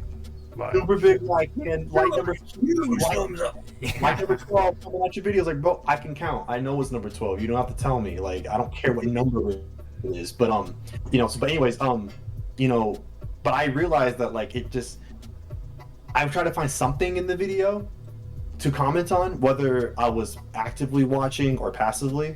And I try to, regardless, I try to put something substantial, because then I knew, like, this doesn't feel right. Especially when during the pandemic, when like bots were becoming a problem, and like YouTube was like doing a lot of purges because of hopefully what we thought hopefully was because of bots. You know, I was like, this comment situation seems like ripe for bots. And so I was like, that's why I would do it. I came in some blows with some people because sometimes I couldn't write the right comment, which is then a reflection of the content I'm watching. So if I can't even come up with a concept of a video, of a comment of what I'm just at least looking at or whatever, it's like, well, that might be because it's not like drawing me in enough, which if it's not for me, it's probably not for a lot of people, you know? And so, and as I'm sure with everyone, if you get a bunch of comments that are just the good jobs and just the very generic 2 to 3 word sentences, it's probably not a far cry that they probably didn't watch the video. You know, like, I mean, like, really watch the video and having it just in the background. And I can speak to that, to testify to that, because I know you watch my video because you'll give me constructive criticism either right there in my comment section or you'll DM me. Like on my non-gaming channel, when you said just recently you watched the video and you said, hey, you don't need to be in front of the camera. Your content that you're presenting is solid enough without you having to be in front of the camera. I took a look at that. I was like, okay. And prior to that, you were one of the first people to tell me, you might want to look at your audio because you get drowned out by that music. The music's great, it adds to it, but if I can't hear you, I'm not going to be engaged in the video. Those are the exact kind of things, just like Gemini said, that people need to hear if they're going to get better. And if all you get is that slap on the back, the big thumbs up or a great video, you're not going to improve. You know, and you're actually one of the people who told me, you know, when I said I was going to probably do that. I agree He with said, you. hey, RJ is probably one of the people that will give you the criticisms and you'll get freaking this sour taste in your mouth, you know what I'm saying? But when you stop and you think about it, freaking, he's right. I mean, he's done that to me back whenever freaking I was just getting on WLC too. I remember I had issues with echoes. If you could even imagine it, I had all of them, and I was posting that shit up on WLC, and nobody said nothing to me until freaking it was RJ. He's the first one to tell me. I care, you know, I care, and it's because, and I don't really get a lot of that myself either. But then again, I'm more than critical enough of my own stuff. Like, if you told me something, I probably already knew. I'm just like, yeah, I know, you know, and I could take it. But you know, but a lot of people don't do that, and also, Jen, the reason why I, even from the start, when I was giving you criticism, you know, feedback, and I continue to, is because when you first responded back, and the way you interact with me, I could tell that you are someone that is more than ready to hear feedback, and so it's easy for me to do that. Because I know that you'll take it the right way. You know, I have to be careful with some people because they won't take it the right way, and that can be for any number of reasons. But because I know that you are almost like willing and like almost begging for any kind of feedback, just correct feedback. I'm like, I know this, and so I will tell you, and try to help you as wherever I can. Yeah. So, and I mean, you go back to the niche thing, I mean, we're getting close. I'm getting close to putting this out, so I guess I'll just kind of let it out for the three of you guys. So Gemini's been helping me very closely with a new video for the channel.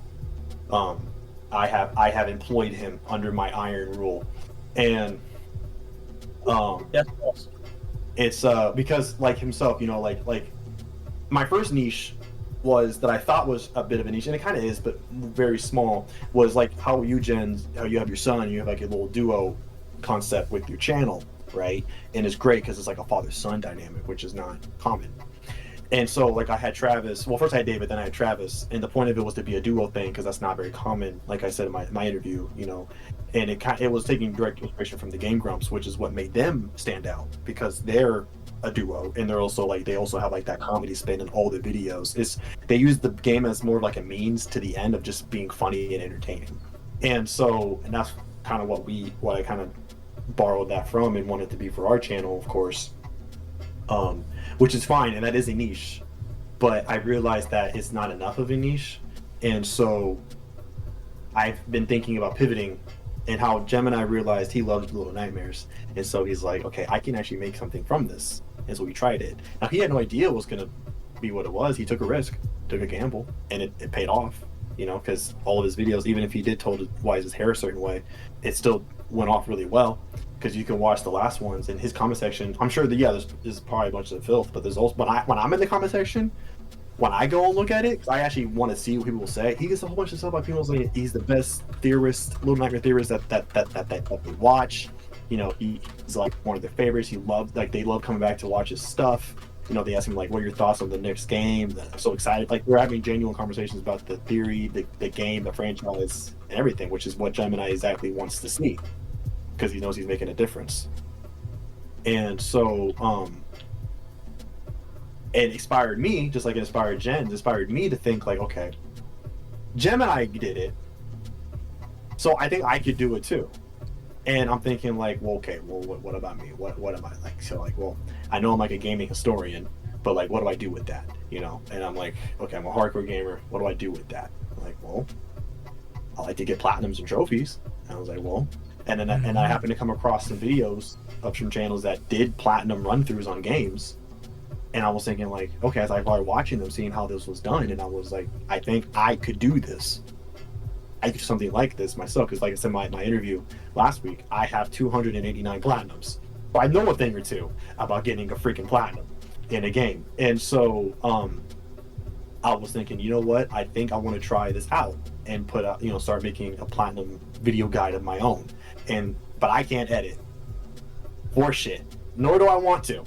But Gemini does. And so I approached him a while ago, and he was totally down to help me with this. So he's actually been helping me work this out.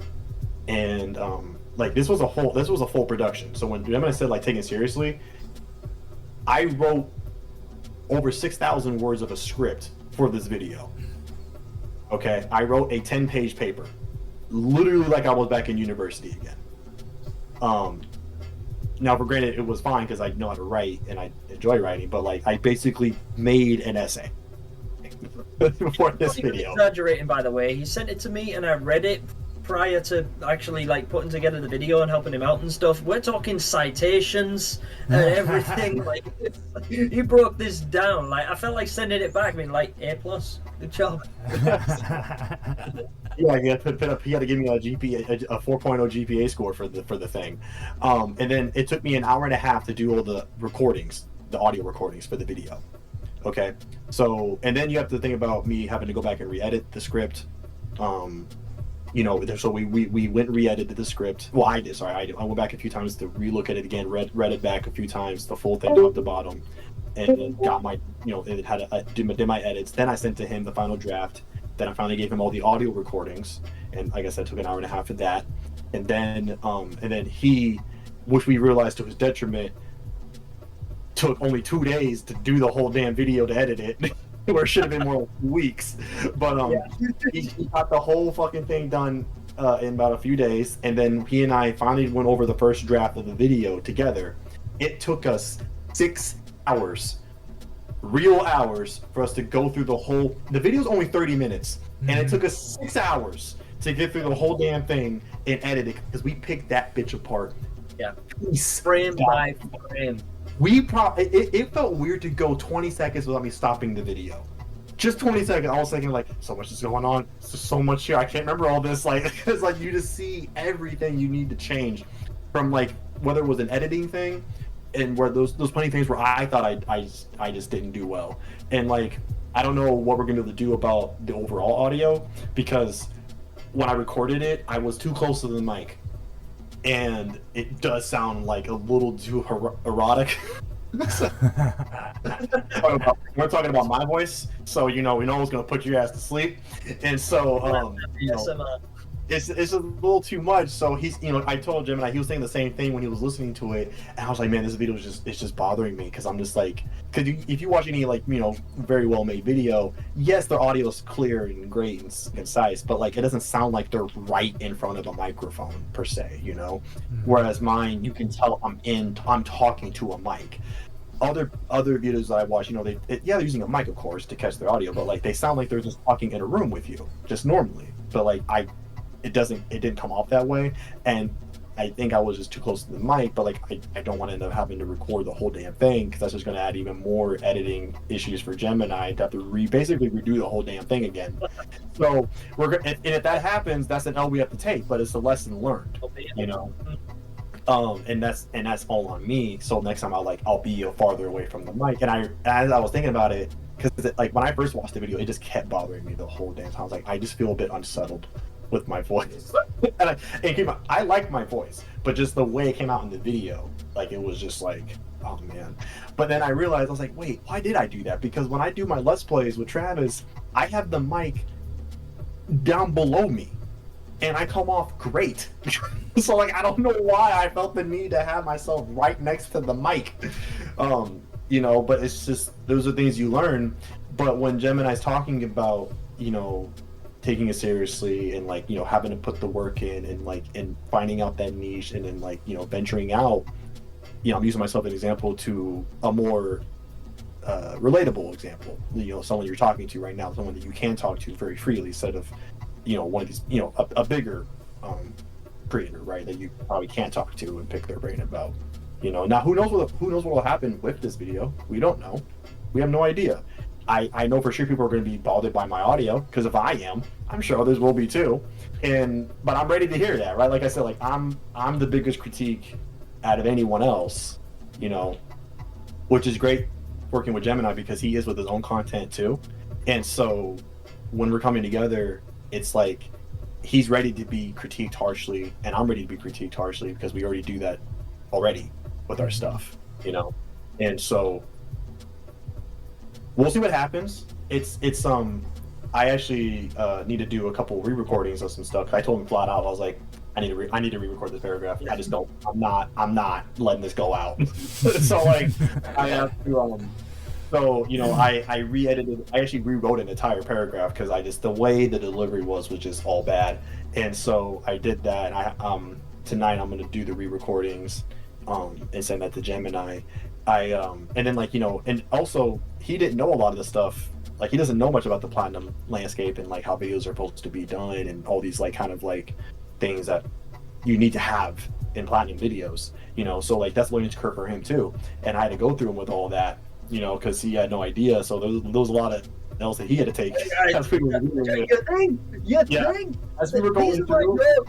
Is it 6 pages? Is it 6 pages full? Or how many pages is it? 5 pages. 5 pages. Full of notes of edits. Proud of you. Proud of you. The videos, I've already spent like upwards of 12 hours editing this video. Not like, oh, I spent 2 hours and then I took the rest of the day off. No, 12 solid hours putting it together. Showed it to RJ, and he was like, right. So again, but this time do this. Yes. I'm just sitting there like, okay. I was surprised, because I was like, because I as the person who's not editing, I'm trying to make his job as easy as possible.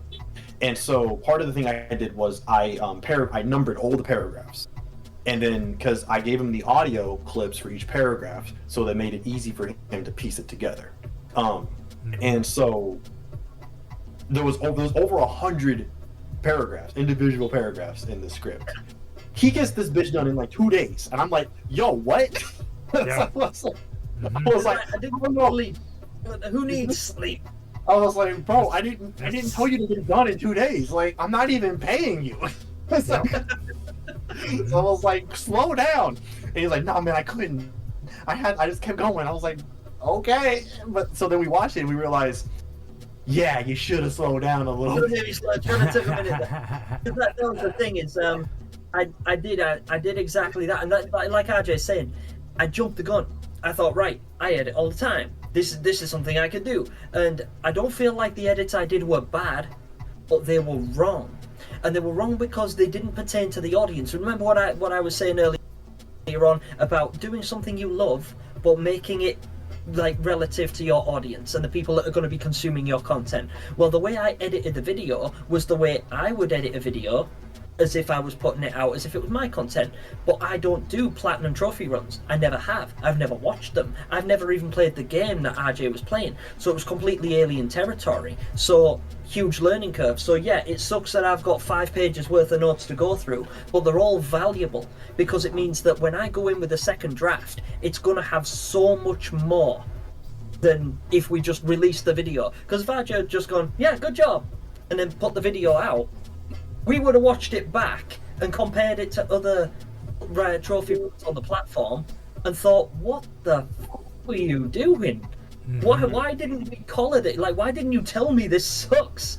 You know, if he wasn't open, honest and transparent about it, then we would have a subpar final product. So we can't, like I said earlier, we can't expect the audience to enjoy something that we don't enjoy ourselves, you know, that we're not thoroughly proud of. So if we're not prepared to spend 6 hours going through the entire video and breaking it down frame by frame, then, you know, if we put it in front of the audience and get comments, we can't be too mad about that.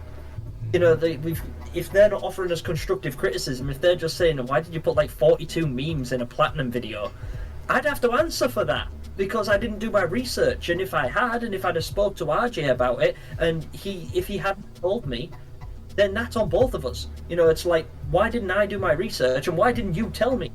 You know, like, you've got to be transparent, you've got to be open, you've got to be prepared to take these L's. And there's a lot of them. But yeah, I'm prepared to take these. Yeah. Both of us, you know, like, and like, it's tough to, it's kind of like, you know, it's kind of hard to, like, we'll take back to the schoolyard, you know, it's hard to bully someone who's willing to pick on themselves. Yeah. You know what I mean? It's like, because like now you're taking all the power away from them. It's like I have my buddy David, actually, he told me growing up in high school, you know, he played basketball, and here in the States, basketball is primarily, you know, played by black people, right? And he's white. He is white as the goddamn snow. And growing up, he had a lot of problems with that, you know, a lot of race issues with that, you know, so he was picked on and bullied a little bit, but like they stopped bullying him because when he would welcome the fight, it takes away the intimidation. And so it's like, I'm not gonna fight the dude who's ready to fight because I'm trying to do this as an intimidation thing, so he backs off. He knows that I'm the top dog, but it's like, well, I don't feel like the top dog now when I know someone is always going to fight me when I'm ready to fight them, whether they lose or not. It's like, so it's similarly with this. When Gemini are ready to give each other L's or give ourselves L's right from the get-go, it's like, okay, well, if I get L's from random strangers, it's not as bad than it would be otherwise if we were just thinking like, oh, this is amazing, this is perfect, this is wonderful, you know? Yeah. And this is something you could tie into all your guys' videos too, right? Especially if you're doing gaming stuff. You guys are also consumers of gaming, right? I would hope so. You guys are also consumers of gaming videos, whether that's from Twitch, YouTube, whatever have you, whatever medium. So you're part of the audience that you're making videos for. Remember that. So like when Gemini was saying about, like, you know, if I didn't tell him about all these things that are important videos, it's because I'm a consumer of the very thing that I'm putting out, which helps and is very crucial. It's kind of like, you know, you have business execs who are detached from how it really is down on the front lines. Similarly with this, if I was just putting a video just because I liked it, it's like, well, I'm detached from the actual audience. But it would be even weirder because like it's like I know the audience because I am the audience. Yep. You know, so with your old videos too, you know, whatever videos you're putting out, you have to think about that. You know, like, okay, is this something that you would watch? Is it something you would enjoy and consume? You know, or is something better that you would rather watch instead? Because you're part of this audience that you're trying to attract in the first place. So remember that, you know, with any video that you put out, you know, and you know, don't let that mold how you know, what videos you put out on your channel for people to consume. And if it's not to your liking, or if you're not getting the results that you want, well, then you have to come to have a heart of hearts with yourself and ask, would you watch this if it was from someone else? You know, and you weren't being told to. You weren't obligated under the WLC to do so. Would you watch it? You know, and if you wouldn't, then think about what you can do instead. You know, Now, and you guys have some comments from Fallen that I'm gonna read to you. Okay, he's on the chat, so I guess he's just listening right now. So I'm gonna read it for you. He says, this is definitely the realest conversation. I 100% want to do more, but I need to reflect. I love to do half of the stuff everyone else in the group does. I feel honored to even sit in on these things with any of you for whatever it is. And then he goes on to say, music gets even harder, spending literally weeks to get a sound right. Jim might be on Adderall. And he said that's just a joke for sure. Oh no, Gem is something else. And when it comes to, especially when it comes to editing and syncing things and mixing it up, and oh man, yeah. he knows. And man, I know a little bit. I'm addicted to it. I know exactly what's going on. He gets stuck, and that's where he's at. There's nothing else that exists. It's just editing. I know exactly what that is. Oh yeah, and I've been there too. With, like I said, I think I said this last week. Like doing the Guitar Hero Rock Band videos. Like, it's a 4-minute video. You're just trying to all I'm trying to do is just sync the game audio to when I start strumming on the guitar. And before I know it, an hour and a half have passed because I could not get it right. But you're like, I need to get this right, and it just doesn't work. And then before you know it, hours go by, and you're like, I still don't have it. So it's just, so yeah. I mean, we've all been there, you know. But I also wanted to bring that real quick, in case somebody might forget, is that you know, don't let your means limit you, you know. And by that I mean, like, you know, like, yeah, like not everyone's gonna be able to have a 4K camera. Not everyone's gonna have Dolby surround sound microphone, right? And no one's gonna be able. Not everyone has like the latest capture card to output in the greatest output resolution ever, right? Like, and I don't personally, you know. But like, don't let that stop you. And I mean, it may not help you. It may not have you blow up, but like, the ambition and the constant trials, tribulations that helps. That for a lot of people, that ends up making them spark. You know, they find something that works after trying so many different times. Like, I'll use Jens as an example. I've seen you and your son do bring so many different weird things to the table on the WLC. And I'm just like, what are you two rascals up to this time, you know? And but like, you guys are always trying something different. You don't give up. And yes, I personally know your personal situation, you know, to a degree about what you guys go through, you know, day to day. And so like, with that in mind, it's like even more like inspiring, because you figure, you try to work it out, you know, whether you had to do something in a hotel or whether it's between, you know, while you're traveling from state to state or whatever, you figure it out, you know. And I'll even use Zach, who's not here again in the chat here, you know. That man is always, you know, he doesn't let anything stop him. He does his podcast holding the microphone 30,000 from the camera, you know, for a motivation like Zach. Seriously, you know, the guy's like, on some stuff. Like, he doesn't let anything stop him, you know, with his like minimal editing that he knows, his like not the best lighting and all the things, right? But he doesn't let it stop him. He keeps trying, and if he has to hold the microphone on camera, he'll do it. Like, charisma, the dude's unstoppable. It's just I think he likes it, to be honest. He probably does. He's a quirky son of a gun, so I wouldn't be surprised either. But like, the point is that he doesn't let his means stop him, you know. Mm-hmm. And yes, it may not help his podcast channel blow up per se, but I think going through these different things and that drive is still something that is important to have, because through all of those trials, he might find something that will work for him. I remember one of the things you said, RJ, like as far as advice, and it was a quirky one, but you were responding to me personally, and you said, "Hey, why are you trying to be Stone Cold Steve Austin when you're more like Dusty Rhodes?" I think I remember that one. Yeah. I was like, "Whoa, wait a minute." He's like, "Just be yourself on camera. Don't try to be something you're not, because what you have, you're going to appeal to your people." You know, and you're like, "Don't be Stone Cold Steve Austin when you're Dusty Rhodes." And I was like, Yeah. Yeah. And I was happy to use a wrestling reference too, because I don't get to do that every day. The only reason he spoke up. Otherwise, nothing would have been said. He just wanted to hit you with that WE reference. Yeah. Yep. And an old one too, an old classic one too. Yeah. Yeah, because Dusty Rhodes, man, he's one of the best, man. He's No one doubt. of the Legend. Absolute legend. Absolute legend. I mean, I didn't get to watch him because he was well before my time, but I've the seen little, him. the little that I did see, you know, good stuff. And I mean, I've seen his promos were enough for me to be like, yeah, he's the GOAT. But the reason I'm in the Hall of Fame, you know. Oh yeah. So it's, you know, you gotta keep these things in mind, you know, and so it's all important stuff, but you know, you can't, like Gemini said, you cannot just keep turning the wheels.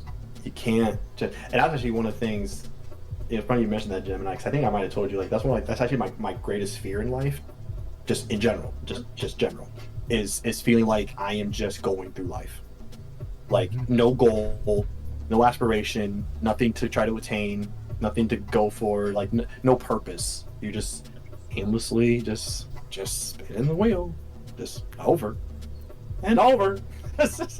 You know, and I'm really gonna catch that, Gemini, because that was in the script.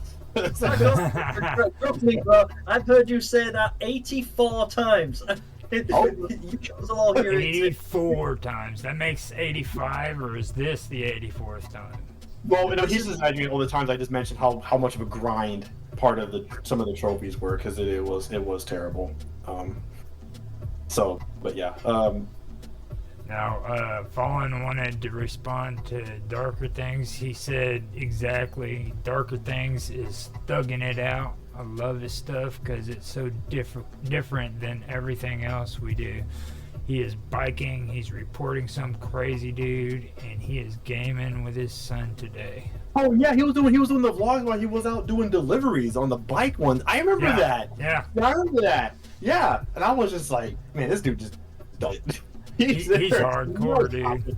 He's hardcore. He won my respect when he started doing that shit, because I'm like, I'd never put a freaking camera on my head and bicycle around town, dude. I'm sorry, but that's my limits. I've done some crazy shit. I was hardcore, and I was like, all right, man.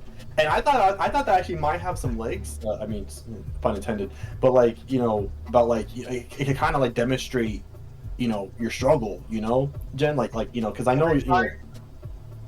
Story time. I think RJ knows, but the reason why I don't do that is because I was out doing deliveries on a bike and I got hit by the F-150. Oh. Yeah. Stay away from that. Don't do that no more. Let's see. So I stopped to heal. Yeah. And and while I was healing, because I wasn't going to be on the bike and we had bills coming in, I sold the bike. So when I get another bike, I'll do it again. Now, Hey, welcome back. All right. Now, do you still have the footage from the accident and stuff?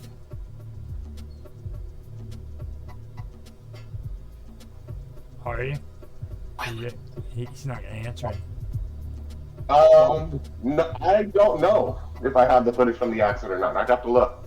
You probably want to check that out. I don't know. I was watching that because it was so raw. It was so real, right? Because you were also taught, you weren't, because that was no longer gaming. That was just like real life. Mm-hmm. And I don't know. I feel like that if you figure that out right, I was thinking like that could be like a really good like vlog type thing where you're kind of just showing the life of a regular person, how tough life can really be. You know, for like for a dad, these things you got to do, like, because some people are fascinated by that, just the rawness and the realness of something so candid.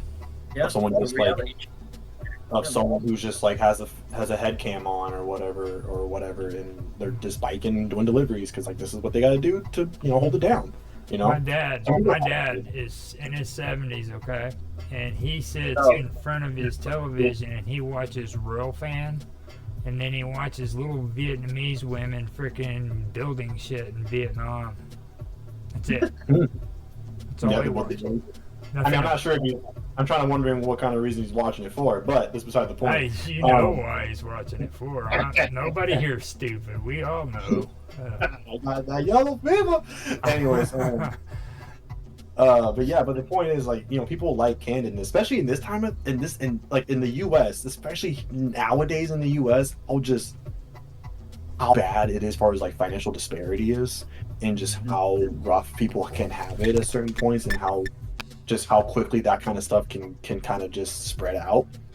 I don't know. Like, if you could figure out a right format for that, Jen, and also not get hit again, that could be something maybe worth pursuing. Because like I've seen there's this other video, like, of this guy who just goes in some of the poorest areas in the U.S. He just vlogs it, and he just he has a camera. He's just a dude, and it's just a camera, and he records himself traveling to these places, and then he'll talk to the locals, and just record them talking to the locals, and just getting a not bird's eye, but a point of view of how life is, and that's the video. Yeah. That's it. Like, there's no fancy editing. There's no. Actually, Gemini showed me one. He shared one with me where a guy was doing a tour of his town where he lives. Oh yeah. And same thing. There was no fancy editing. Half the time you couldn't even hear him because of the wind. That was flowing in the air. But like, he was just talking about how the town square or whatever, and then like how so many businesses have been closed down for whatever reason, and he would just give a quick little background on that particular business or that corner or whatever have you, what it used to be like and what it is now, and like now it's just shut down and run down or whatever. That was it. That was the video. But like, it got like tens of thousands of views because people like, especially those who don't live in the UK, they just like, or don't live in that part of the UK. It's just like, it's fascinating because it's just interesting to see what other parts, like what's going on in other parts of the world, or like with a certain community, and like with you, Jen, like it's just a particular person, it's just like people be interested in that, especially if you just talk very candidly about like whatever town you're in, or like whatever, like how you grew up, or like however things are right now, or like how tough it may be like for the climate your son is in because he's so young and this is what he's going to have to get into in a few years' time. Like, it's just, those are the fascinating things, and it's very relatable, and it's very candid, and it's very honest, and people gravitate towards that because we don't have enough for that in this world at all. So those are some thoughts. Like I said, like Gemini said, we talk about our peers. Like, we weren't kidding. Like, we talk about our peers. Like, we talk about everyone else's channels a lot of the time. Like, even with you, Detective, we talked about you. Like, we were thinking about some cool ideas for your channel to like possibly take on, and try to like play up your detective moniker that you created. I'd love to see him explore that. Detective, if you can hear me, that's something that like me and RJ discussed it at length, and like different ways we can take different channels and things like that. Your name already has so much potential in it. Like, your name itself on YouTube draws attention. It's like Detective Fallen. It's like, bro, how are you not exploring this? And I'm like, okay, it's something we got to discuss with him. And I figured I would have an opportunity to talk to you about it. I'm glad RJ brought it up because it just went over my head when you popped in. I was like, sure, there was something I was supposed to say to Detective. And then I'm running back Resident Evil 6 in my mind now. I haven't forgiven you for enjoying it. But But like, seriously though, like what RJ just said is spot on. It's something that you could be worth exploring, and if you like, and I don't mean to cut this short, but I'm running low on time and everything. Yeah. But if you were to reach out to me and RJ, like there are some ideas that it might be worth putting forward to you, if you wouldn't mind. Like, not to step on your toes or anything like that, but just we really think it's got some potential, and I'd like to hear it at least. Being honest, Gemini, I wanted to mention it when we interviewed RJ the first time about Fallen, and because I think if you guys were like be there to collaborate with him, you guys would do really good together with him and you, because Fallen has a lot of potential. I mean, he has a lot of potential, and I agree with you on that. And the best part is, Detective, if you're hearing this too, is that what we were thinking of wouldn't require you to get like a fancy webcam, or even any webcam for that matter. you probably could just continue using the microphone that you do. It's just the only effort would have to just be more time. Just more time. That's about it. You know, just a bit more time and care, you know, and like energy put towards, because like they wouldn't be videos necessarily what you're doing now. Like they're not Let's Plays per se anymore, but they are a bit more researched and a bit more like thought out and like kind of constructed. So like in that sense, yes, it would take more time in that end. But like as far as like you having to go out and like spend extra money, I don't think what we were saying would even include any of that. So, because I know when people think of like, oh, we have ideas, it's like they're always thinking like, oh, geez, like I gotta buy this and that. It's like, no, I'm not thinking about anything. You know, the money. Hear me out. Yeah. Don't run. But yeah, like so. If you're compelled to, detective, and you want to, you know, hear us out, you know, reach out to us on DM, on Discord, and you know we can set up a call, or we can just text you or whatever. Because we were both collaborating on that, so you might want to talk to both of us at the same time. But you know, we would definitely love to talk to you because you know you're not the only one either. Like we were talking about Mr. Tibbs, who goes by President Tibbs now or whatever. You know, we have ideas for people. Yeah, I've got this like in my head canon. It's sort of like Mr. Tibbs and Detective are both sort of like there's going to be a competition, like who gets to 10k subs first out of the two Resident Evil experts on the panel. It's like, I don't know. Cool. I like Tibbs. I've got a lot of time for Tibbs. I love the guy. But I like Detective a lot too, and I believe in his content, and I believe in his channel. I really think there's a lot of potential there after watching what he's done and seeing how thoroughly he can investigate these things. It's like, it just gels so well. There's so much in it. Tibbs, if you're watching this, you got competition. Be careful, brother. Yeah, watch out. The weird part is Tibbs is the one that brought Fallen onto the channel. I remember that actually. Yeah, I remember hearing about that. So yeah, but yeah, and again, it kind of just goes into like the, you know, like I said, and last time, and what Gemini's followed up on is you gotta find your niche. You gotta figure out what you could do better, because just doing a Let's Play with audio, it just doesn't cut it.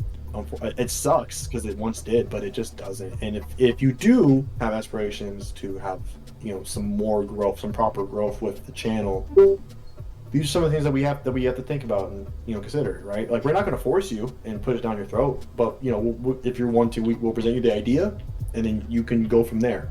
You know, we can work with you further on it so you can get a better grasp on it. But like, it is up to you at the end of the day if that's what you want, right? And if you're not in the mood for it right now, that's cool.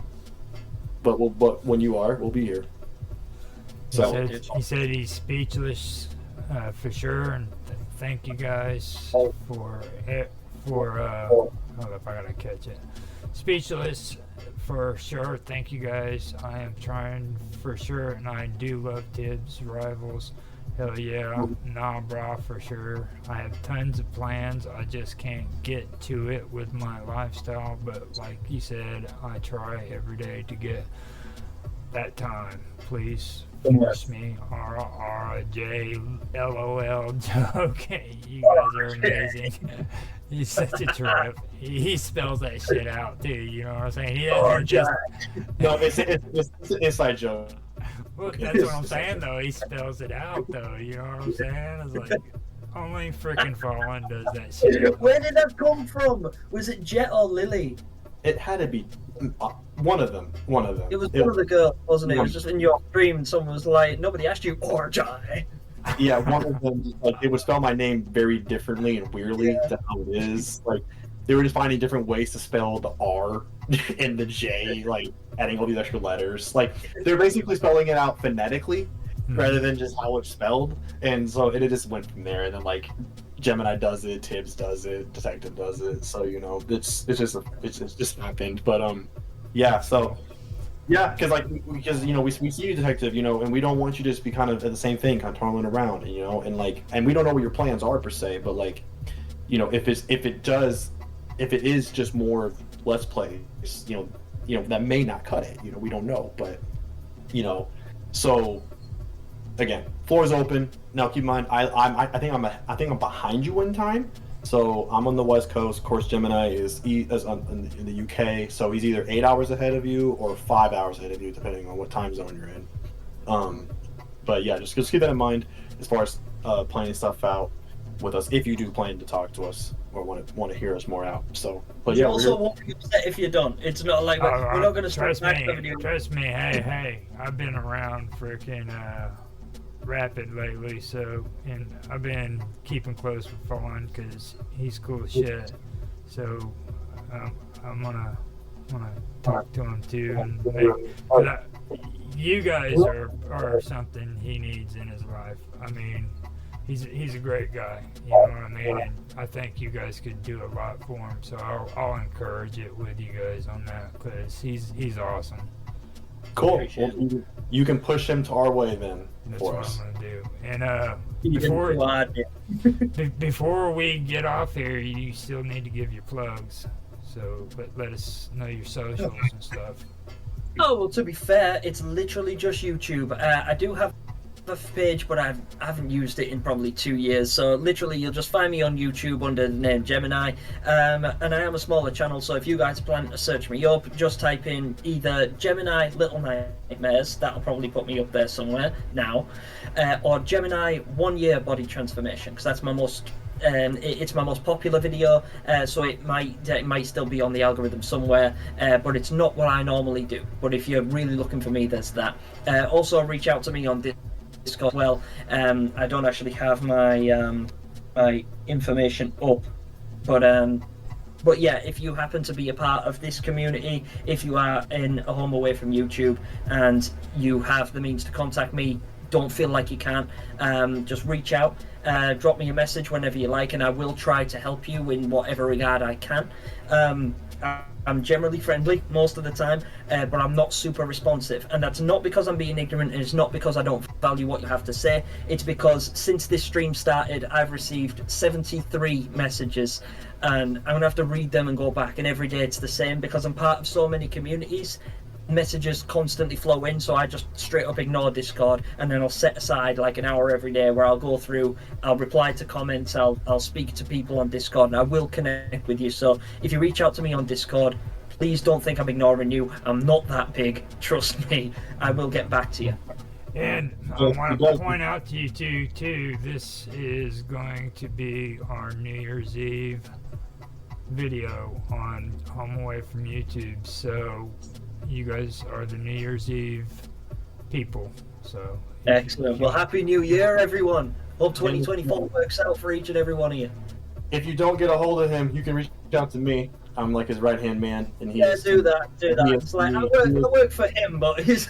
I mean, like we're each other's right-hand men to each other, and so if you reach out to him, he doesn't get back, you can message me at RJ Casual Hard Gamers, and I will tell him that you reached out because he'll respond to me. RJ kind of gets priority messages because I kind of work for him, so I have to reply to him, otherwise I'll get scolded by the boss. I don't want to get fired now. so reply to RJ, but not me. That's unfair. I work for RJ. That's all it is. And even when he's not, he'll still respond to me. So yeah. So if you ever trouble reaching out to him, because I have Discord open all the time, so I will see the message. Whereas Gemini wants to turn that shit off as soon as he can, but I have mine open at all times.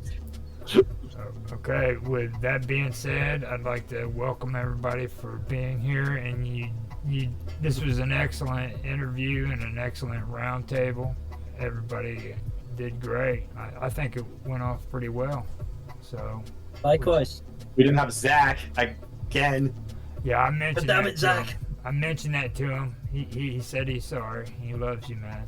What do we got to do to get Zach? What do we got to do to Talk get about that Disney. Talk about back. Disney.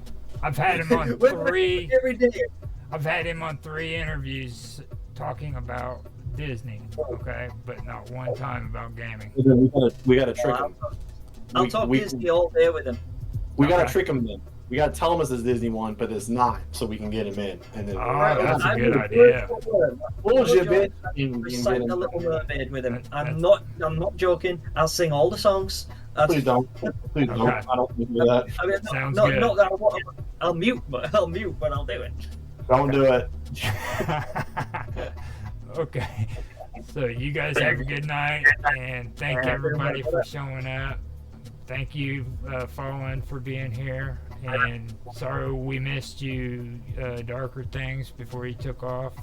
But thank you too. I'll have copies sent out to everybody on this after it's done processing and ready to go. So, okay. Hey, you guys. Y'all take care. Thanks, everyone. You too. Night. Night. Bye, guys.